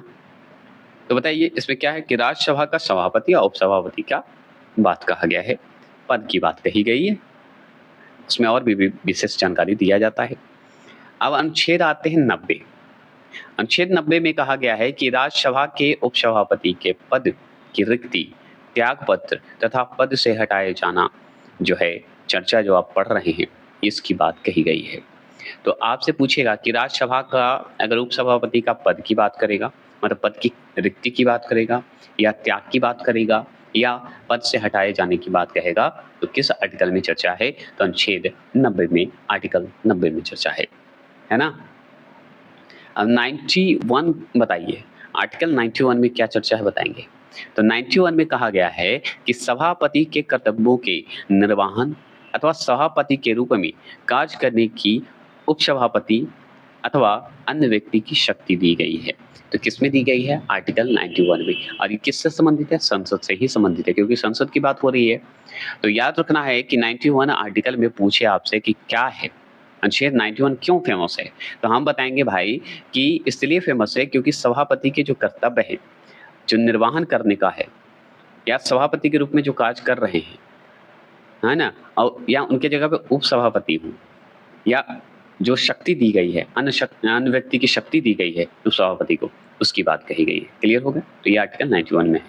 हम लोग 92 है ना, किसके? आर्टिकल 92 की बात करते हैं। तो अनुच्छेद जो है संसद से संबंधित हम पढ़ रहे हैं, जिसमें आर्टिकल 92 है।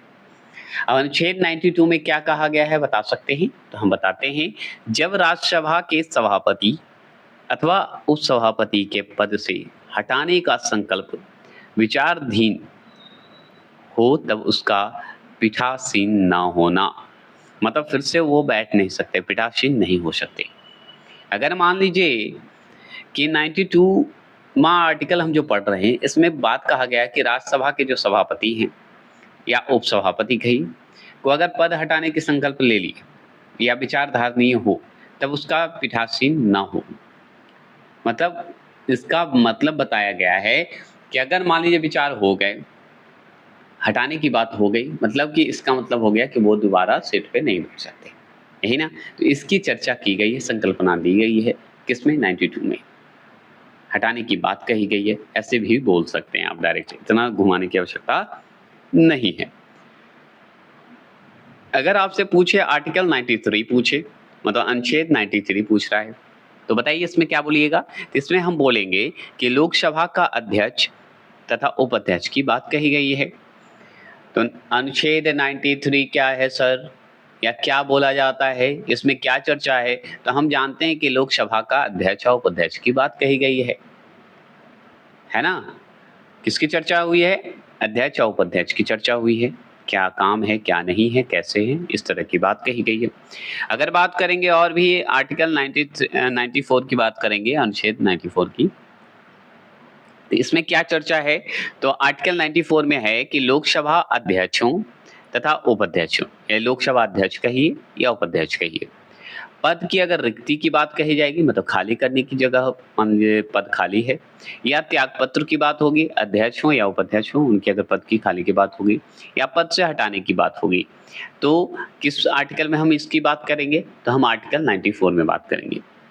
93 में हम पढ़े कि लोकसभा का अध्यक्ष और उपाध्यक्ष की बात कही गई है, ठीक है, मतलब उनकी बात कही गई, पद पे रहने की बात कही गई, यही कहिए। 94 में कह दिया गया भाई कि अगर आप उपाध्यक्ष और अध्यक्ष का पद खाली है तो भर दीजिए, नहीं तो त्यागपत्र दीजिए, या पद हटाने की बात कही गई है किसमें? 94 में। बस इतना ही उसमें चर्चा किया गया है। 93 में, 94 में हटाने की बात कही जा रही है। अब इसी में और भी जानते हैं 95 आर्टिकल क्या है भाई। आपके दिमाग में आया होगा कि अनुच्छेद 95 क्या है।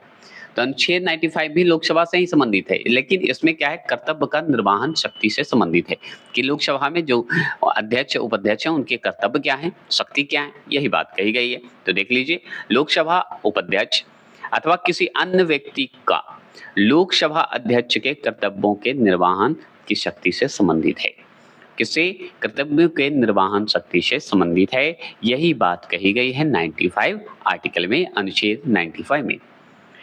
अब बात करते हैं 93 में बोल रहा हूँ, क्षमा चाहता हूँ, मैं 96 की बात करता हूँ।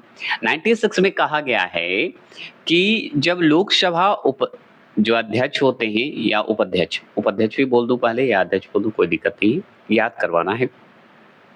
तो 96 जब लोकसभा अध्यक्ष की बात हो रही है, 96 आर्टिकल में लोकसभा अध्यक्ष और उपाध्यक्ष की बात हो रही है, का पद से हटाने का संकल्प अगर है या विचार है, या उसका पीठासीन न होना, मतलब दोबारा न बैठाने की बात हो रही है, तो ये 96 में बात होगी।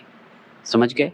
अब निश्चित करिए लिए कि मान लीजिए हम पद पे बैठा लें, हमको हटाने का निश्चित करिए लिए, अब पीठासीन नहीं है करेंगे दोबारा, तो भाई तो नहीं कर सकते, तो ये आर्टिकल 96 में चर्चा है ना। पीठ पर नहीं बैठाएंगे, ऐसे याद कर लीजिए।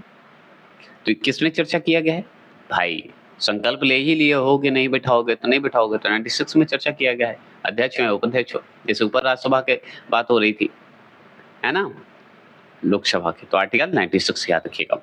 अगर 98 की बात करेंगे तो 98 में क्या चर्चा है कि संसद का सचिवालय की बात कही गई है। तो किस में कहा गया है, कौन से आर्टिकल में कहा गया है? तो 98 आर्टिकल में कहा गया है, अनुच्छेद में कहा गया है।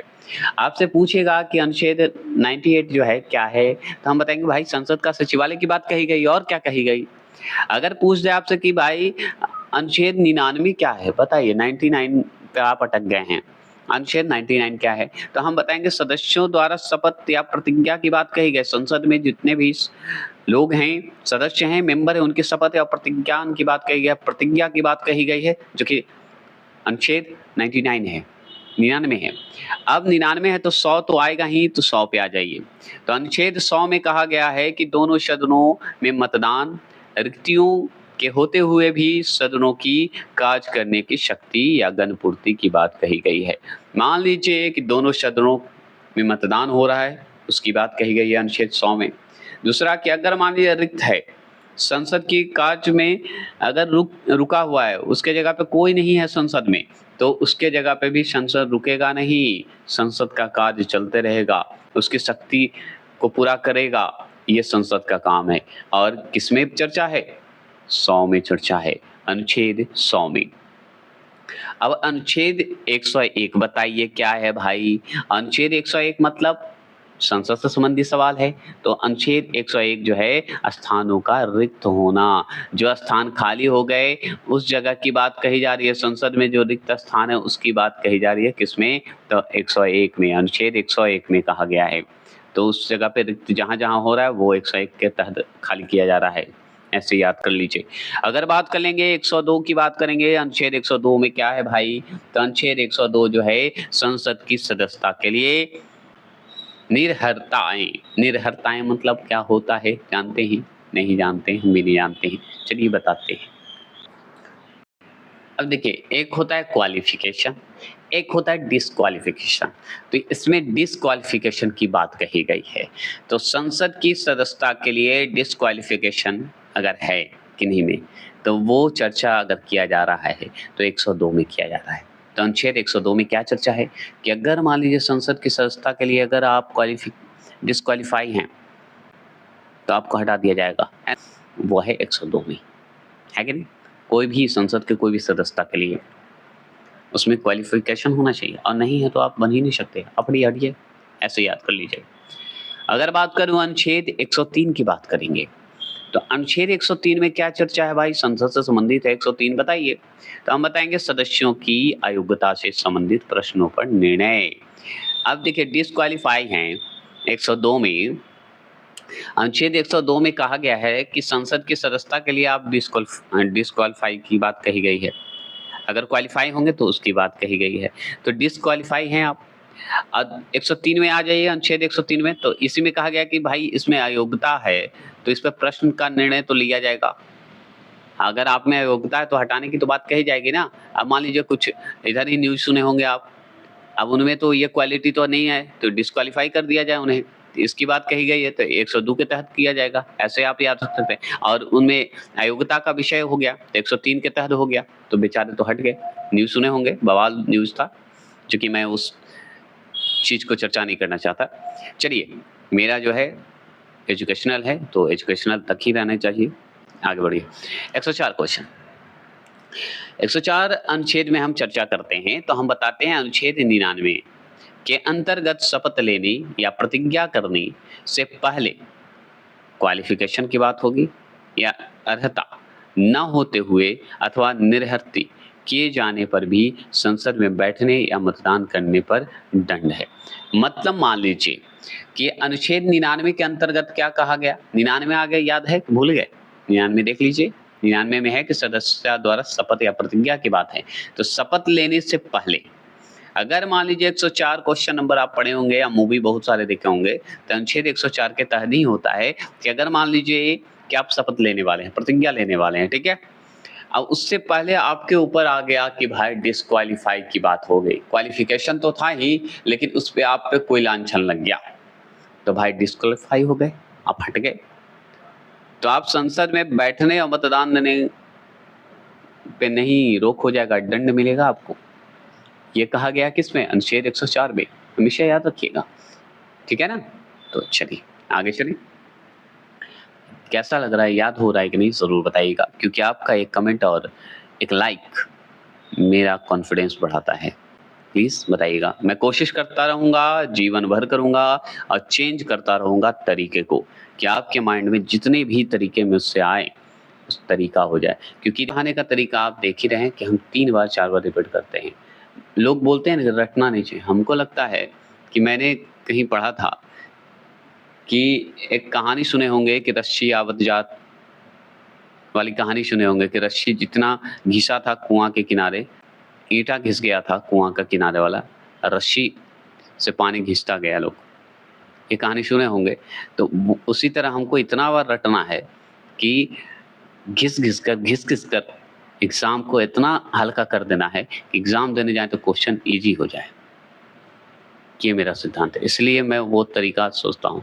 लोग बोलते हैं रटना नहीं चाहिए, हम बोलते हैं रटना क्या है, सिर्फ सुनिए, रटाऊंगा मैं, रटूंगा मैं, याद होगा आपको, कान में बस सुनना है ध्यान से। तो चलिए अब देखिए, किस राज्य में लोकसभा में अनुसूचित जातियों के लिए सर्वाधिक सीटें आरक्षित है, मतलब रिजर्व है?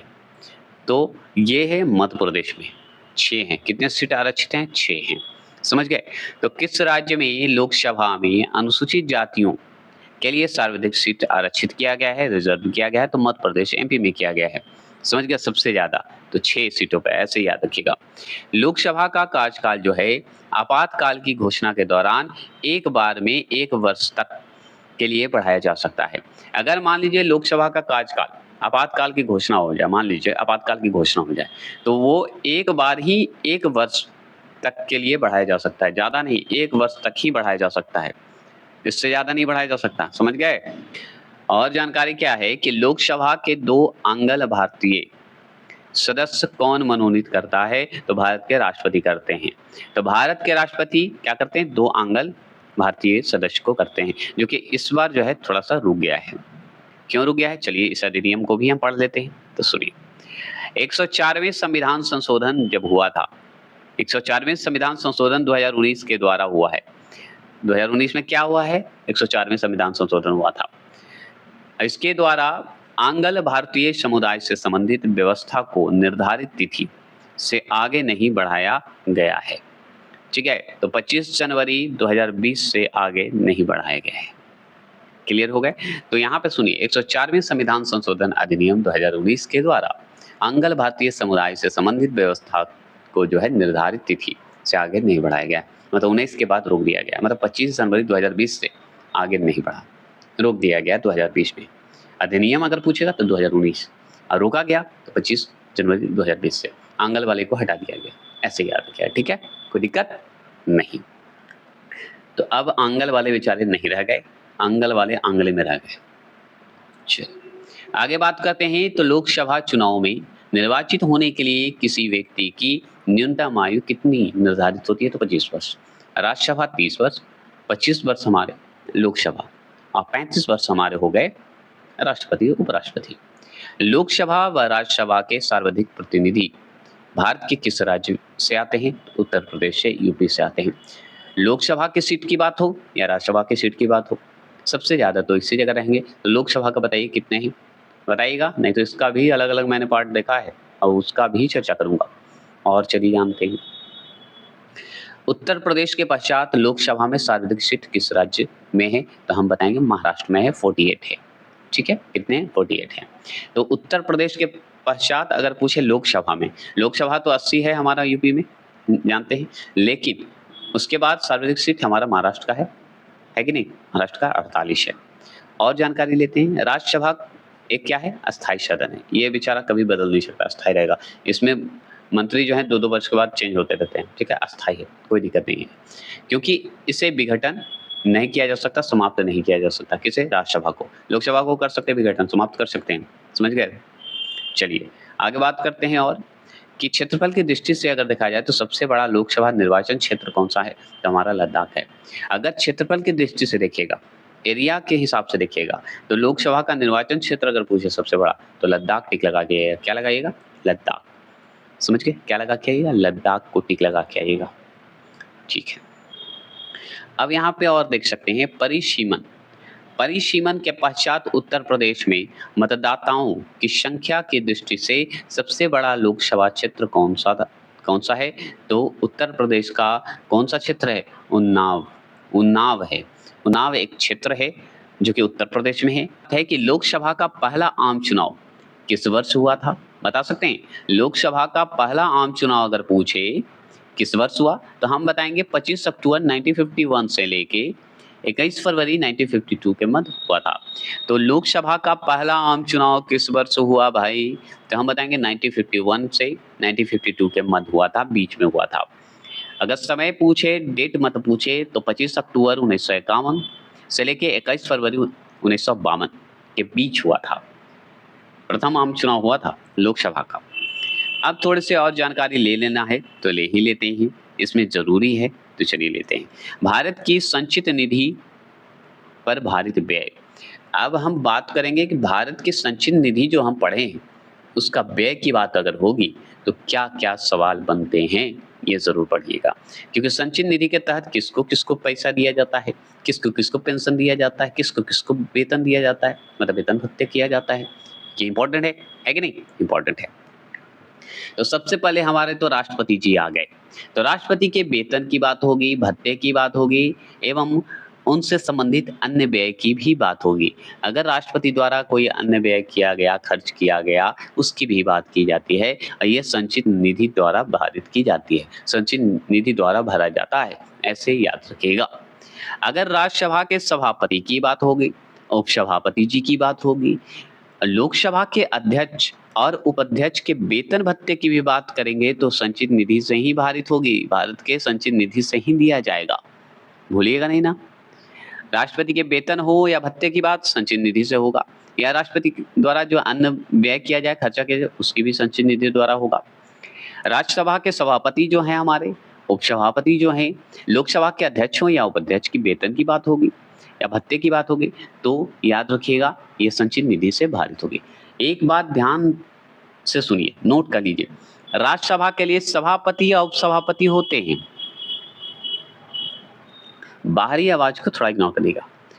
सबसे इंपॉर्टेंट बीपीएससी वालों के लिए मैं बता रहा हूं, राज्यसभा के लिए अगर पूछे और लोकसभा के लिए पूछे, क्या इंपॉर्टेंट है, सवाल पूछता है तो राज्यसभा के लिए शब्द में अगर अध्यक्ष आ जाए तो गलत करके चलाइएगा। क्यों? क्योंकि राज्यसभा के लिए सभापति उपसभापति शब्द का प्रयोग करते हैं और लोकसभा के सदस्य के लिए हम अध्यक्ष और उपाध्यक्ष के वेतन की बात करते हैं।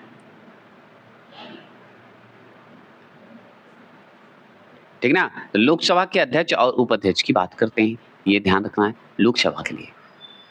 ये क्लियर हो गए। और चलिए, ऐसे ऋण या भार जिसका दायित्व तो भारत सरकार पर है वो भी हमारे संचित निधि द्वारा ही व्यय किया जाता है। समझ गए? तो ऐसे ऋण या भार जिसका दायित्व तो भारत सरकार द्वारा ही दिया जाता है वो भी संचित निधि द्वारा ही भरा जाएगा। समझ गए? और भी जानकारी अगर लेना है तो सुन लीजिए। उच्चतम न्यायालय की अगर हम बात करेंगे तो उच्चतम न्यायालय का तो नहीं दिया जाएगा, उच्चतम न्यायालय के जो पद पे रहेंगे उनको दिया जाएगा ना पैसा, तो हाँ उन्हीं को दिया जाएगा। तो उच्चतम न्यायालय के न्यायाधीशों के वेतन, भत्ते, पेंशन तथा उच्च न्यायालय के न्यायाधीशों की पेंशन की अगर बात होगी तो हम भाई भारत के संचित निधि से ही देंगे, और कहां से देंगे, है ना।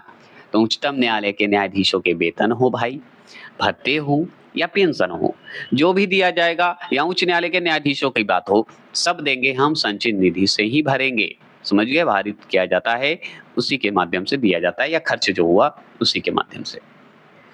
अब भारत के नियंत्रक महालेखा परीक्षक को कैसे छोड़ दिएगा, जिसे CAG बोलते हैं, भाई इनको तो जरूर ध्यान देना होगा क्योंकि लोक लेखा समिति से संबंधित कार्य करते हैं ये।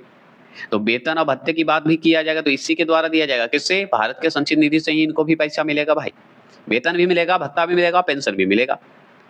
समझ गए? चलिए और ऐसे अन्य व्यय जो संविधान अथवा संसद द्वारा निर्मित किसी विधि द्वारा इस संबंध में भारित घोषित किया जाए तो उससे भी हमारा संचित निधि ही पैसा देगा। अगर मान लीजिए घोषित किया जाए तो किसके द्वारा? संसद द्वारा। समझ गए? चलिए, ये आप समझ गए। और अब समझते हैं और सवाल। ज़्यादा संसद से ही सवाल बनते हैं, इसी में सब समाहित है, ये हम जानते हैं, है कि नहीं? अब देखिए, यदि लोकसभा के सभी सदस्य बहुमत से संकल्प पारित कर दें तो लोकसभा उपाध्यक्ष को उसके कार्यकाल की समाप्ति के पूर्व उसे पद से हटाया जा सकता है। अगर मान लीजिए लोकसभा के सभी सदस्य बहुमत से संकल्प पारित कर दें, मान लीजिए संकल्प पारित कर दिए, तो लोकसभा अध्यक्ष को उसके कार्यकाल की समाप्ति से पूर्व उसे पद से हटाया जा सकता है। अगर मान लीजिए बहुमत मिल जाए और लोकसभा अध्यक्ष को पसंद नहीं करे तो भाई कोई भी हो, काज पूरा हो या ना हो, हटाना तो पड़ेगा ही, तो बेचारे हट जाएंगे। सिंपल सब। एक बात ध्यान रखिएगा, हम लोग पढ़ेंगे पता है कैसे? पढ़ रहे हैं सेंट्रल मतलब केंद्र सरकार से, फिर हम लोग अभी राज्य पढ़ेंगे, ठीक है, राज्य पढ़ेंगे, उसके बाद हम पढ़ेंगे पंचायत। ऐसे ही चलता है। जो अधिकार सेंटर को है कुछ छोड़कर राज्य को मिलता है, और राज्य को जो अधिकार मिला उसे कुछ छोड़कर पंचायत में चला जाता है। पंचायत वाला भी अधिकार सेम ही रहता है। तो समझिए ऊपर से नीचे नीचे की ओर जब जाएंगे तो पद थोड़ा थोड़ा घटते जाएगा, लेकिन अधिकार वही रहेगा, शासन वही रहता है इसी, लेकिन एरिया वाइज शासन हो जाता है। अब केंद्र पे हैं तो पूरा इंडिया को संभालिएगा, राज्य में रहेगा तो राज्य भर संभालिएगा, और ग्राम पंचायत क्या है तो ग्राम को संभालिएगा, गांव का एरिया को संभालिएगा, बस यही बटा हुआ है। नहीं तो हक तो वही है भाई, है ना? ऐसे याद कर लीजिए। यहाँ पे है कि यदि लोकसभा के सभी सदस्य जो हैं बहुमत से संकल्प पारित कर दें, मतलब बहुमत रूप से अगर पारित कर दिया जाए तो लोकसभा के अध्यक्ष को उसके कार्यकाल की समाप्ति से पूर्व उसे पद से हटाया जा सकता है। ये हम अच्छे से जानते हैं। अगर भाई अच्छे से काम नहीं करिएगा तो पहले हम हटा देंगे, यही बात कही गई है कि नहीं? कहा गया यही। और भी जानते हैं थोड़ा। एक वर्ष में लोकसभा के कम से कम कितने सत्र बुलाए जाते हैं? तो बस 2 ही। कितने सेशन होते हैं? 2 सेशन होते हैं, बहुत बार जानते हैं। राज्यसभा के सदस्य का कार्यकाल कितने वर्ष का होता है? 6 वर्ष का। लोकसभा का 5 वर्ष का। कौन नहीं जानता है? जानता है ना? जानता है, सब जानता है। अब देखिए, प्रोटेम स्पीकर की नियुक्ति जो है राष्ट्रपति द्वारा की जाती है। जो प्रोटेम स्पीकर होते हैं, अध्यक्ष जो होते हैं, वो होते हैं राष्ट्रपति द्वारा नियुक्त। उनका कर्तव्य क्या है? मतलब इसका जो कर्तव्य होना चाहिए वो क्या है कि उसका कर्तव्य है निर्वाचित लोकसभा सदस्यों को शपथ दिलाना। मतलब स्पीकर का काम क्या है ना? राष्ट्रपति द्वारा नियुक्त किया जाता है। ये इसलिए किया जाता है कि लोकसभा का जो जितने भी सदस्य हैं, मेंबर हैं, उनको शपथ दिलाना स्पीकर का काम यही है। 18वीं लोकसभा में प्रोटेम स्पीकर जो थे वो कौन थे? महताब जी थे। कौन थे? महताब। महताब के फूल जैसा सुगंध दे रहे थे बेचारे। तो भरथरी नाम है। क्या नाम है? भरथरी। भरथरी महताब जी हैं। महताब के फूलों की तरह सुगंधित थे स्पीकर जी। 18वें लोकसभा के प्रोटेम स्पीकर अगर पूछे तो महताब जी को टिक लगा के आइएगा। लोकसभा अध्यक्ष की अगर बात करें, मतलब स्पीकर की अगर बात करेंगे, तो लोकसभा अध्यक्ष अपने निर्णायक मत कास्टिंग वोट का प्रयोग कब करता है? बताइए। लोकसभा अध्यक्ष जो होते हैं, स्पीकर जो होते हैं, अपना निर्णायक अगर मत हो, जिसे हम कास्टिंग वोट बोलते हैं, का प्रयोग कब करता है? कब करेगा? जब किसी विधेयक या प्रस्ताव के पक्ष एवं विपक्ष के बराबर मत होने की स्थिति में हो, मतलब 50-50 हो। मान लीजिए 50-50 हो, तो इसके बीच में अगर मान लीजिए दोनों 50-50 के हैं, तो बीच में एक अगर कोई वोट देगा, वो इस तरफ मुड़ जाए चाहे इस तरफ मुड़ जाए, तो वो काम करते हैं, उसी को हम कास्टिंग वोट भी कहते हैं। और अगर दे दिया मान लीजिए इधर वाले पक्ष को, तो इधर वाले जीत जाएगा, इधर वाले को देंगे तो इधर वाले जीत जाएगा। समझ गए? सिंपल। अब और थोड़ी जानकारी लेते हैं, और इम्पोर्टेंट है। लोक लेखा समिति नियंत्रक एवं महालेखा परीक्षक की रिपोर्ट की जांच करती है। तो लोक लेखा समिति पब्लिक सर्विस सब कमेटी को कहते हैं, जो कि कौन करता है? जांच कौन करेगा? तो नियंत्रक एवं महालेखा परीक्षक जांच करता है। उस पर जो है अंतिम रिपोर्ट तैयार करके संसद को क्या करता है, पटल पर रखती है, संसद को देता है। कौन देता है? नियंत्रक एवं महालेखा परीक्षक, जिसे CAG बोला जाता है शॉर्ट में, है कि नहीं। चलिए ये हम समझ गए। और 2-3 ऑब्जेक्टिव क्या हैं कि प्रकलन समिति का कार्यकाल कितना होता है, तो 1 वर्ष का होता है। 1 वर्ष प्रकलन समिति। राज्यसभा के सदस्य किसके द्वारा चुने जाते हैं, तो राज्यों के विधानसभाओं द्वारा चुने जाते हैं। राज्यों के विधानसभा द्वारा कौन चुने जाते हैं? राज्यसभा के सदस्य चुने जाते हैं। ये एकदम सही बात है। अगर राज्यसभा के सदस्य अगर कहाँ से चुने जाएंगे, तो राज्य के विधानसभा से चुने जाएंगे, है कि नहीं। अब चलते हैं, हम लोग पढ़ते हैं नए सदन भवन की बात करते हैं। तो जो नए संसद बने हैं, पार्लियामेंट बने हैं, जिसे हम सदन भी बोल सकते हैं, तो नए संसद भवन जो बना है उसके बारे में चलिए थोड़ी जानकारी जरूरी है ना। तो देखिए 28 मई 2023 को, ठीक है, 28 मई 2023 को प्रधानमंत्री नरेंद्र मोदी ने नवनिर्मित संसद भवन का उद्घाटन किया। किसका किया? नवनिर्मित संसद भवन का उद्घाटन किया। कौन किए? प्रधानमंत्री PM नरेंद्र मोदी। कब किए? 28 मई 2023 को। सेंट्रल विस्टाल, ठीक है, सेंट्रल विस्टाल पुनर्विकास परियोजना के अंतर्गत निर्मित इस त्रिकोणीय आकार के 4 मंजिला भवन, ठीक है, 4 मंजिला संसद भवन का निर्मित क्षेत्र अगर पूछे, वर्ग मीटर पूछे, तो 64,500 बताइएगा। 64,500 मीटर बता देना है। समझ गए। तो यहाँ पे सवाल कितने बनेंगे ये जान लीजिए आगे, तब आगे हम बढ़ेंगे। कब शुरू हुआ? 28 मई 2023 को। क्या हुआ? प्रधानमंत्री नरेंद्र मोदी ने उद्घाटन किए। कब किया? 28 मई 2023 को PM मोदी किए। नवनिर्मित संसद, नया संसद का उद्घाटन किया। किसके अंतर्गत निर्मित किया गया? तो सेंट्रल विस्टा पुनर्विकास परियोजना के तहत किया गया। ठीक है, ये जान लीजिए। और ये किस आकार का बना हुआ है संसद हमारा? त्रिकोणीय आकार का बना हुआ है, ये भी याद रखना है। कितने मंजिल हैं? 4 मंजिल हैं। इसका अगर वर्ग मीटर का क्षेत्रफल पूछे, क्षेत्र पूछे, तो 64,500 बता देना है। ठीक है, मतलब 64,500 बता देना है। 64,500 वर्ग मीटर में फैला हुआ है।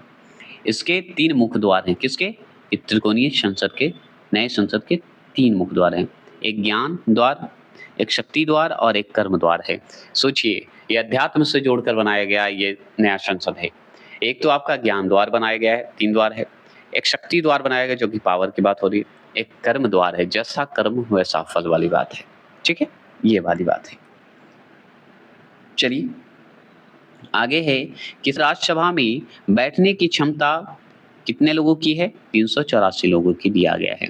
राज्यसभा में बैठने की अगर बनाया गया है एरिया, तो वो 384। और लोकसभा में बैठने की क्षमता रखा गया है 888, मतलब 888 यूनिक नंबर है।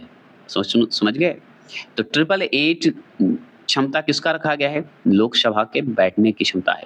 लोकसभा जहाँ पे होगा वहाँ पे एरिया बताएगा, सीट बताएगा कितना है, 828 है। ठीक है, 888 है। और अगर पूछे आपसे कि राज्यसभा में बैठने की क्षमता कितनी है, तो 384 है। 84 मतलब सीट है। अब टोटल सीट कितने हो जाएंगे बताइए, बताइएगा जरूर। तो 1272 सीट हो जाएंगे। तो संयुक्त सदन अधिवेशन में बैठने की अगर व्यवस्था की बात होगी तो 1272 बता देना है। कितना बता देना है? 1272। तो 1272 सीट हो गए। लोकसभा का आंतरिक हिस्सा जो है राष्ट्रीय पक्षी मोर पर है। आंतरिक हिस्सा कैसा है? राष्ट्रीय पक्षी मोर पर है। तथा राज्यसभा का आंतरिक हिस्सा अगर पूछे, लोकसभा का आंतरिक पूछेगा तब मोर लगाइएगा, ठीक है। और राज्यसभा का अगर पूछे तो राष्ट्रीय फूल कमल है। तो हमारा राष्ट्रीय पक्षी मोर है जो कि लोकसभा के अंदर बनाया गया है। और राज्यसभा के आंतरिक हिस्सा में पूछेगा तो राष्ट्रीय फूल कमल को बता देना है, कमल पे है। संसद परिसर में राष्ट्रीय वृक्ष बरगद स्थापित है। संसद के जो परिसर बनाए गए हैं, जो बाहर की जगह एरिया बनाया गया है, वहां पे मतलब फील्ड में जो है बरगद का पेड़ स्थापित है। ठीक है, बरगद स्थापित है। पुराने संसद भवन को अब संविधान सदन जो है सदन के नाम से जाना जाता है। ठीक है। तो संविधान सदन के नाम से किसे जाना जाता है? पूरे सदन भवन को, मतलब संसद भवन को, सदन बोलने का आदत हो गया है, ठीक है। तो पुराने संसद भवन को हम संविधान सदन के नाम से जानते हैं, याद रखना है। यहाँ पे क्या है कि विशेषाधिकार समिति में दोनों सदनों में से कुल कितने सदस्य होते हैं बताइए?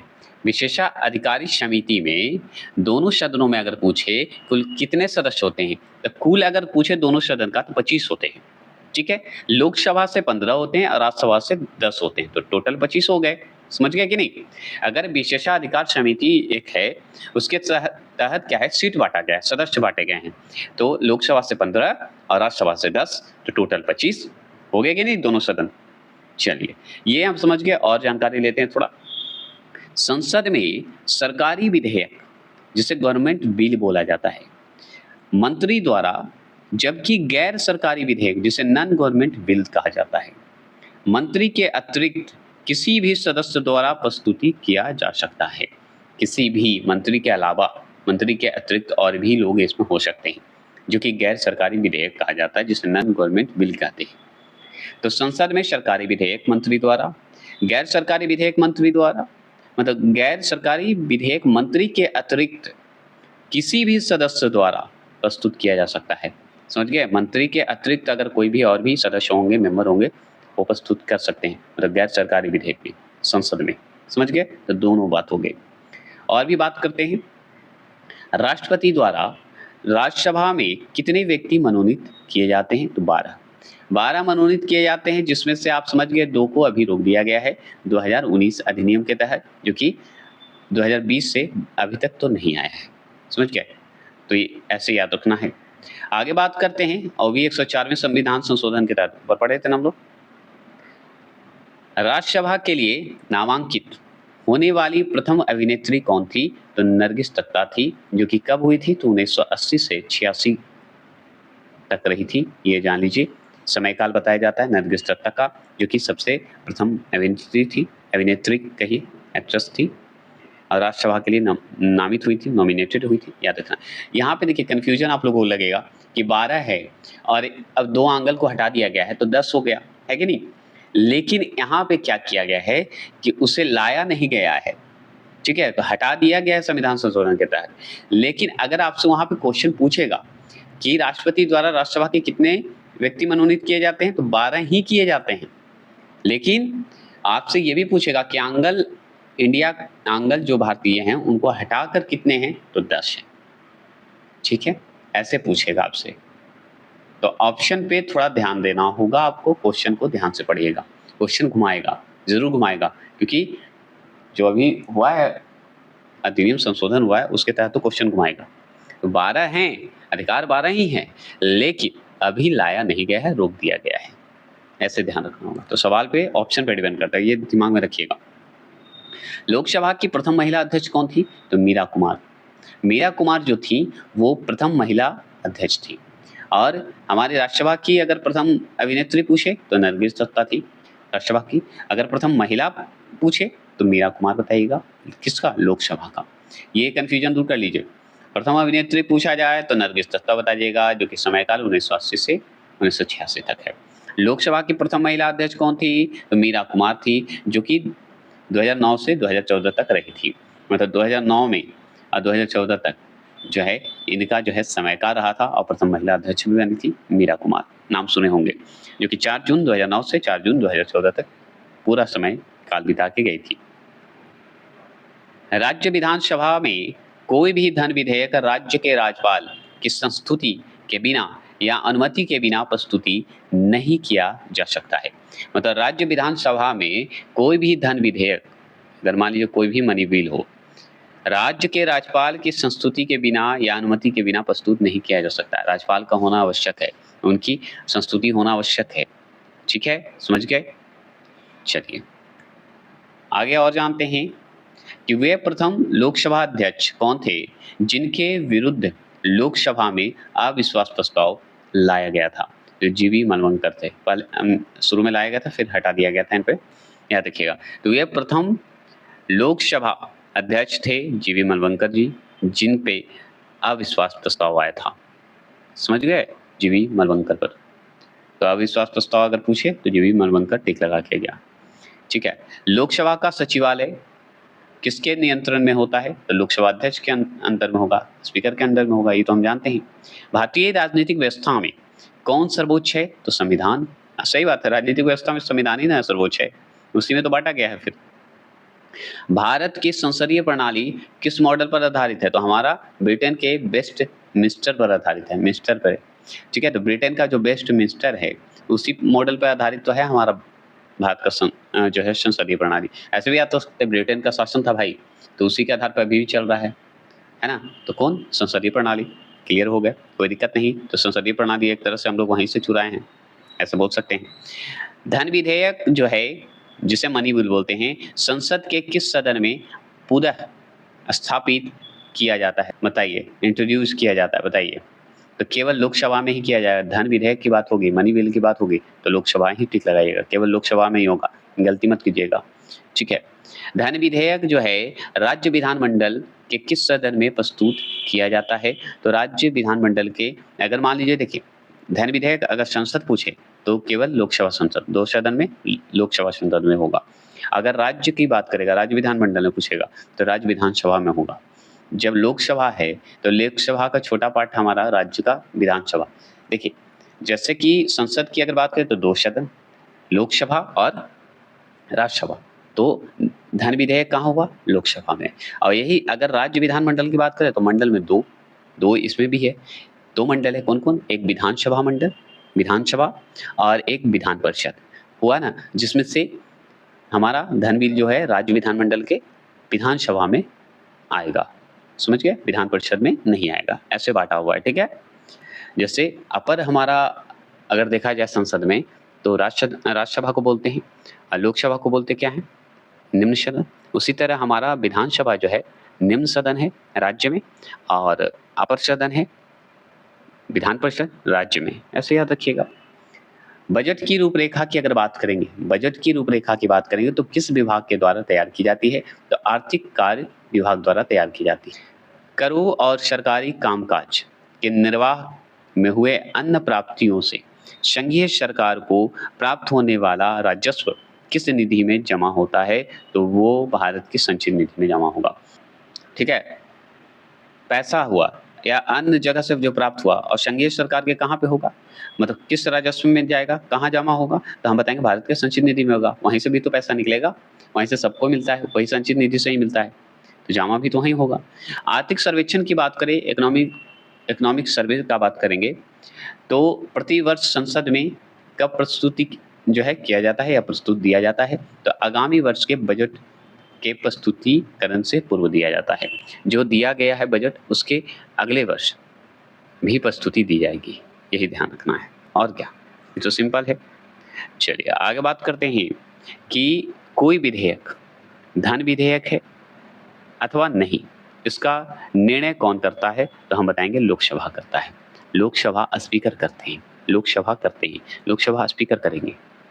ठीक है, अगर कोई विधेयक जो है धन विधेयक है अथवा नहीं है कि नहीं, कोई विधेयक जो है धन विधेयक है कि नहीं, इसका निर्णय हमारा लोकसभा ही करेगा, लोकसभा स्पीकर ही करेगा। और भी जान लीजिए, भारत की संचित निधि से धन निकालने के लिए संसद का अनुमोदन अनिवार्य है। लेखा अनुदान संघ सरकार को किस प्रकार की अनुमति प्रदान करता है? मतलब बोर्ड ऑफ अकाउंट, बताइए संघ सरकार को, केंद्र सरकार को बताइए किस प्रकार अनुमति प्रदान करता है? तो निश्चित अवधि के लिए भारत की संचित निधि से धन निकालने की अनुमति प्रदान करता है। क्लियर हो गए? अब बात करते हैं हम लोग 2 पार्ट में। अब चलते हैं साधारण विधेयक एवं धन विधेयक में अंतर करते हैं, तुलना करते हैं। तो एक तरफ हम धन विधेयक को बांट देते हैं, एक तरफ हम ऑर्डिनरी बिल को बात कर देते हैं। तो सबसे पहले हम पढ़ेंगे साधारण विधेयक, जो कि जिसे हम कहते हैं ऑर्डिनरी बिल, इसको हम पढ़ेंगे, फिर उसके बाद इन दोनों को अंतर करेंगे। देखिए दोनों का अंतर सिंपल है, हम करेंगे तो आगे हम धन विधेयक का खासियत जानते हैं, उसके बाद हम विधेयक में करेंगे, धन विधेयक में। तो देखिए साधारण अगर विधेयक की बात करेंगे तो पहला, अगर साधारण विधेयक की बात करें तो इसे लोकसभा तथा राज्यसभा के कहीं भी प्रस्तावित किया जा सकता है। तो साधारण विधेयक को हम कहीं भी कर सकते हैं। मतलब साधारण विधेयक का जो ऑर्डिनरी बिल है वो हम लोकसभा में भी, राज्यसभा में, मतलब सदन के दोनों सदनों में हम साधारण विधेयक पारित कर सकते हैं। क्लियर हो गए? अगर यहीं पे अगर धन विधेयक होता मान लीजिए, तो केवल लोकसभा में ही प्रस्तावित होता। तो इसे मंत्री अथवा गैर सरकारी सदस्य दोनों द्वारा प्रस्तुत किया जा सकता है। साधारण विधेयक जो है, ऑर्डिनरी बिल जो है, आप इसमें मंत्री हो, गवर्नमेंट का मंत्री हो, या आपको गैर सरकारी सदस्य हो, मतलब मान लीजिए हम लोग, तो ये इसके द्वारा प्रस्तुत हम कर सकते हैं। ये हम ऑर्डिनरी बिल के अंतर्गत आएँगे तो हम कर सकते हैं। साधारण विधेयक का तीसरा नंबर पे क्या है कि इसे संसद में प्रस्तुत करने से पूर्व राष्ट्रपति की अनुमति की आवश्यक नहीं है। मतलब इसमें आवश्यकता नहीं है, आवश्यक नहीं है। किसकी आवश्यकता नहीं है? तो राष्ट्रपति की अनुमति की आवश्यकता नहीं है साधारण बिल में। इसे राज्यसभा द्वारा संशोधित या अस्वीकृति किया जा सकता है। मतलब इसे जो है, किसे, ऑर्डिनरी बिल को, साधारण विधेयक को राज्यसभा द्वारा संशोधित भी कर सकता है, नहीं तो अस्वीकृत भी दे सकता है, मतलब एक्सेप्ट नहीं कर सकता है। बस इतना जान लीजिए। 5वां नंबर पे अगर साधारण विधेयक की बात करें तो इसे राज्यसभा अधिकतम 6 माह के लिए रोक सकती है। तो राज्यसभा जो है कितने माह तक रोकेगी? तो 6 माह तक रोकेगी। कितने माह तक? 6 माह तक रोकती है। समझ गए? अधिकतम राज्यसभा, इसे साधारण विधेयक को। अगर छठे प्रश्न की बात करें तो इसे, मतलब साधारण विधेयक को राज्यसभा में भेजने के लिए लोकसभा अध्यक्ष के द्वारा प्रमाणित किए जाने की आवश्यकता नहीं होती है। मतलब राज्यसभा में भेजने के लिए अगर मान लीजिए लोकसभा अध्यक्ष की ज़रूरत है, प्रमाणित करने की ज़रूरत है, तो ऐसा कुछ नहीं है। साधारण विधेयक को कोई आवश्यकता नहीं है। समझ गए ना? यही बात है। अगर बात करें हम 7वें साधारण विधेयक के बारे में, तो 7वां में है कि दोनों सदनों, मतलब राज्यसभा, लोकसभा में असहमति की स्थिति में जो है राष्ट्रपति दोनों सदनों की संयुक्त बैठक बुला सकता है साधारण विधेयक में। इसे दोनों सदनों से जो है या सदनों में पारित होने के बाद राष्ट्रपति के हस्ताक्षर के लिए भेजा जा सकता है। अगर मान लीजिए दोनों सदन अगर एक्सेप्ट कर लिए, बुलाए राष्ट्रपति ही, अगर दोनों मान गए तो भाई हस्ताक्षर के लिए हमारे राष्ट्रपति के पास जाए, या एक्सेप्ट करने के लिए या एक्सेप्ट ना करने के लिए जाएगा उन्हीं के पास। ठीक है, ये क्लियर हो गया। ये साधारण विधेयक के बारे में हम बता रहे हैं। साधारण विधेयक के बारे में और भी जान लीजिए। यह विधेयक जो है लोकसभा में अस्वीकृत होने पर सरकार को त्यागपत्र देना पड़ सकता है। सोचिए, यदि इसे मंत्री में जो है मंत्री ने प्रस्तुत किया हो, अगर मान लीजिए कि अगर लोकसभा में, अगर साधारण विधेयक अगर लोकसभा में अस्वीकृति हो गई, अगर साधारण विधेयक जो बिल है हमारा लोकसभा में अगर उसे एक्सेप्ट नहीं किया, तो वहाँ पे जो मंत्री प्रस्तुत देंगे उन्हें त्यागपत्र देना होगा, अगर अस्वीकार हो गया तो ये भी भारी पर्वत है, मतलब भारी पर्वत है ये। और बात करते हैं साधारण बिल के बारे में, इसे राष्ट्रपति द्वारा स्वीकृति या अस्वीकृति किया जा सकता है। मतलब राष्ट्रपति द्वारा इसे अपना भी सकते हैं, नहीं तो भाई नहीं अपना सकते हैं। पुनर्विचार के लिए भेजा जा सकता है, फिर पुनर्विचार के लिए भाई जाइए, फिर से करके आइए, ये कहा जा सकता है। ये हमारे साधारण विधेयक के बारे में था। अब हम पढ़ेंगे धन विधेयक, जिसे मनी बिल कहते हैं। अब हम पढ़े थे उसमें भाई कि उसमें दोनों सदनों में कर सकते हैं, लेकिन यहाँ धन विधेयक की बात हो रही है तो केवल लोकसभा में ही प्रस्तावित किया जा सकता है, राज्यसभा में जाने की आवश्यकता नहीं है। अगर धन विधेयक की बात करें तो केवल सरकार के किसी मंत्री द्वारा प्रस्तुत किया जा सकता है, लेकिन साधारण विधेयक में गैर भी और सरकार भी कर सकती है। अगर धन विधेयक मनी बिल की बात करें तो इसे संसद में राष्ट्रपति की संस्तुति से ही इंट्रोड्यूस किया जा सकता है, मतलब राष्ट्रपति के इंट्रोड्यूस से ही ये जो है चलेगा। समझ गए? ऐसे बात है। और साधारण में नहीं, ऐसा कुछ नहीं है।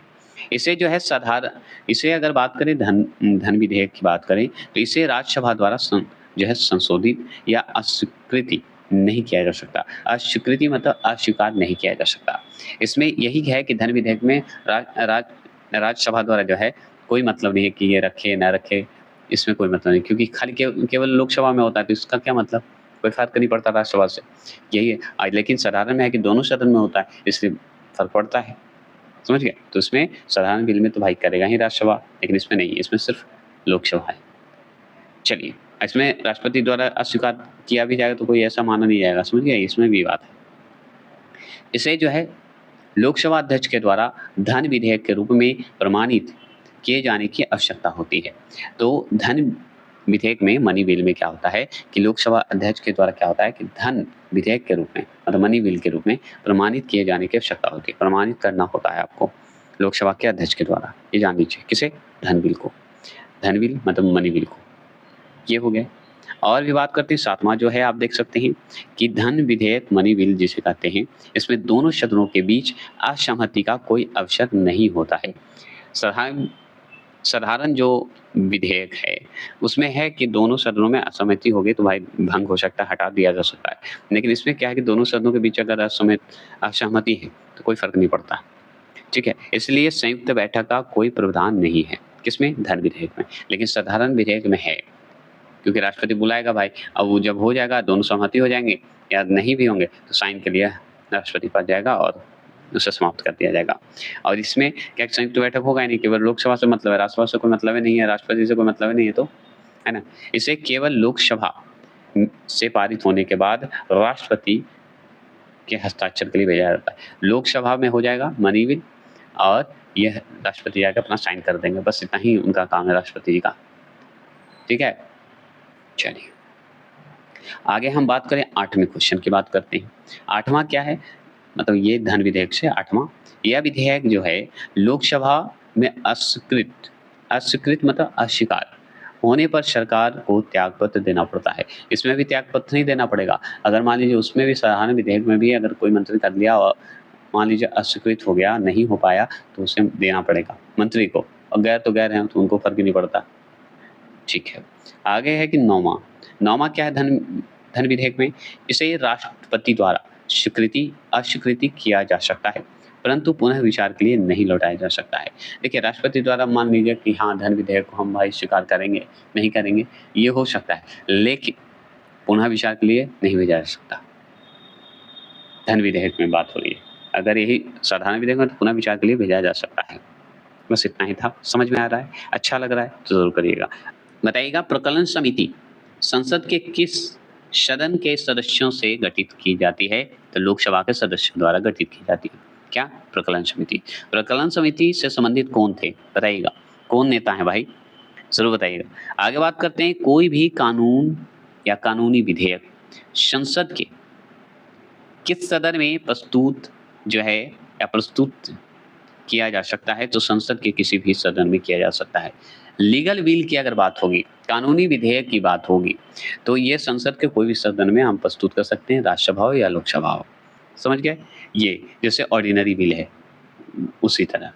अगर बात करें भारतीय संसद के दोनों सदनों की संयुक्त बैठक जो है साधारण विधेयक, ऑर्डिनरी बिल तथा वित्त विधेयक, फाइनेंशियल बिल, दोनों के संबंध में हो सकता है। अगर बात करेंगे संसद के दो सत्रों के मध्य अधिकाधिक अंतराल कितना होना चाहिए? तो 6 महीना होना चाहिए। मैं बार बार बोल चुका हूँ, 6 महीना याद रखिएगा। अगर नहीं भी याद है तो 6 महीना टिक लगा दीजिएगा, सही हो जाएगा पॉलिटिकल में। तो 2 सत्र बुलाए जाते हैं, कितने? संसद के 2 सत्र बुलाए जाते हैं, तो 6 महीने का अंतर होता है, याद रखिए अंतराल में 6 महीने का अंतराल होना चाहिए। आकस्मिक निधि की बात करते हैं।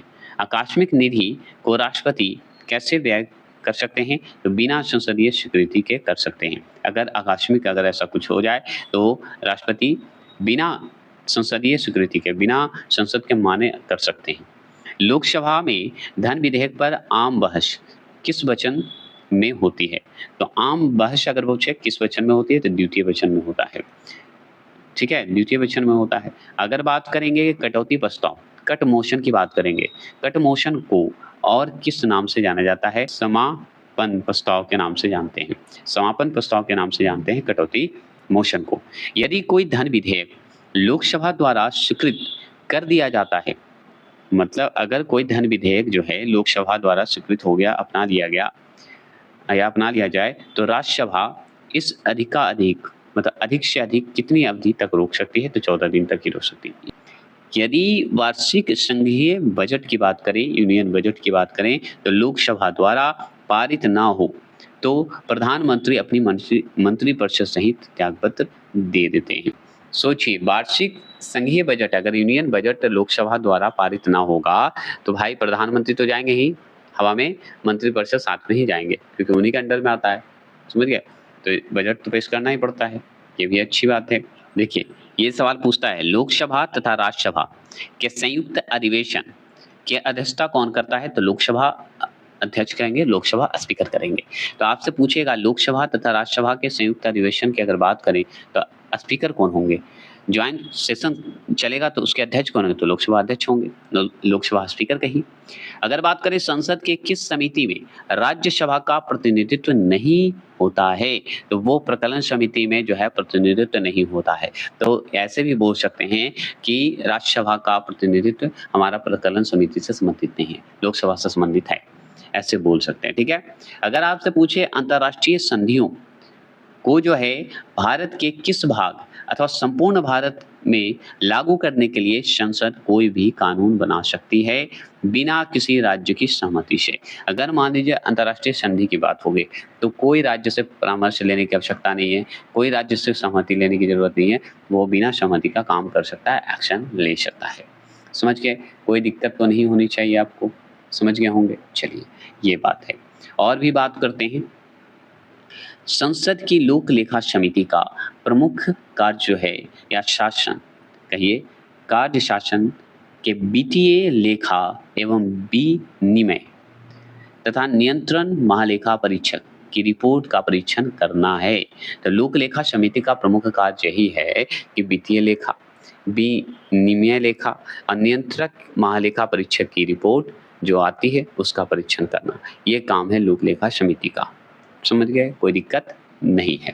और भी बात करते हैं कि भारतीय संसद किसके माध्यम से प्रशासन, एडमिनिस्ट्रेशन पर नियंत्रण करता है या कंट्रोल करता है? तो हम बताएंगे संसदीय समिति के माध्यम से ही कंट्रोल होगा, ऐसे नहीं हो सकता है। वर्तमान में राज्यसभा में 245 सदस्य हैं। वर्तमान में राज्यसभा में कितने हैं? 245 सदस्य हैं, जिसमें से 225 सदस्य राज्यों से एवं 8 सदस्य संघ राज्य क्षेत्र से चुनकर आते हैं तथा 12 सदस्य जो हैं राष्ट्रपति द्वारा मनोनीत होते हैं, जो कि अभी 10 ही मान के चलिए, 2 को रोक दिया गया है, तो 10 मान लिए। तो याद रखिएगा, ऑप्शन में पूछेगा कितने सदस्य मनोनीत होते हैं राष्ट्रपति के, तो 12 ही याद रखिएगा। ठीक है, ये जरूर ध्यान रखिएगा। अगर आंगन को हटा के बोलेगा तो 10 ही होगा। तो चलिए बताते हैं कि वर्तमान में कितने सीट हैं? 245, जिसमें से 225 सदस्य जो हैं राज्य से हैं। ठीक है, वर्तमान में कितने हैं? 245 और 225 सदस्य हमारे राज्य से, हर राज्य से, और 8 सदस्य जो हैं संघ राज्य से। याद रखिएगा 1-2 करके है, और 12 जो हैं सदस्य जो हैं राष्ट्रपति के द्वारा मनोनीत होते हैं। तो ये राज्यसभा से संबंधित हो गया।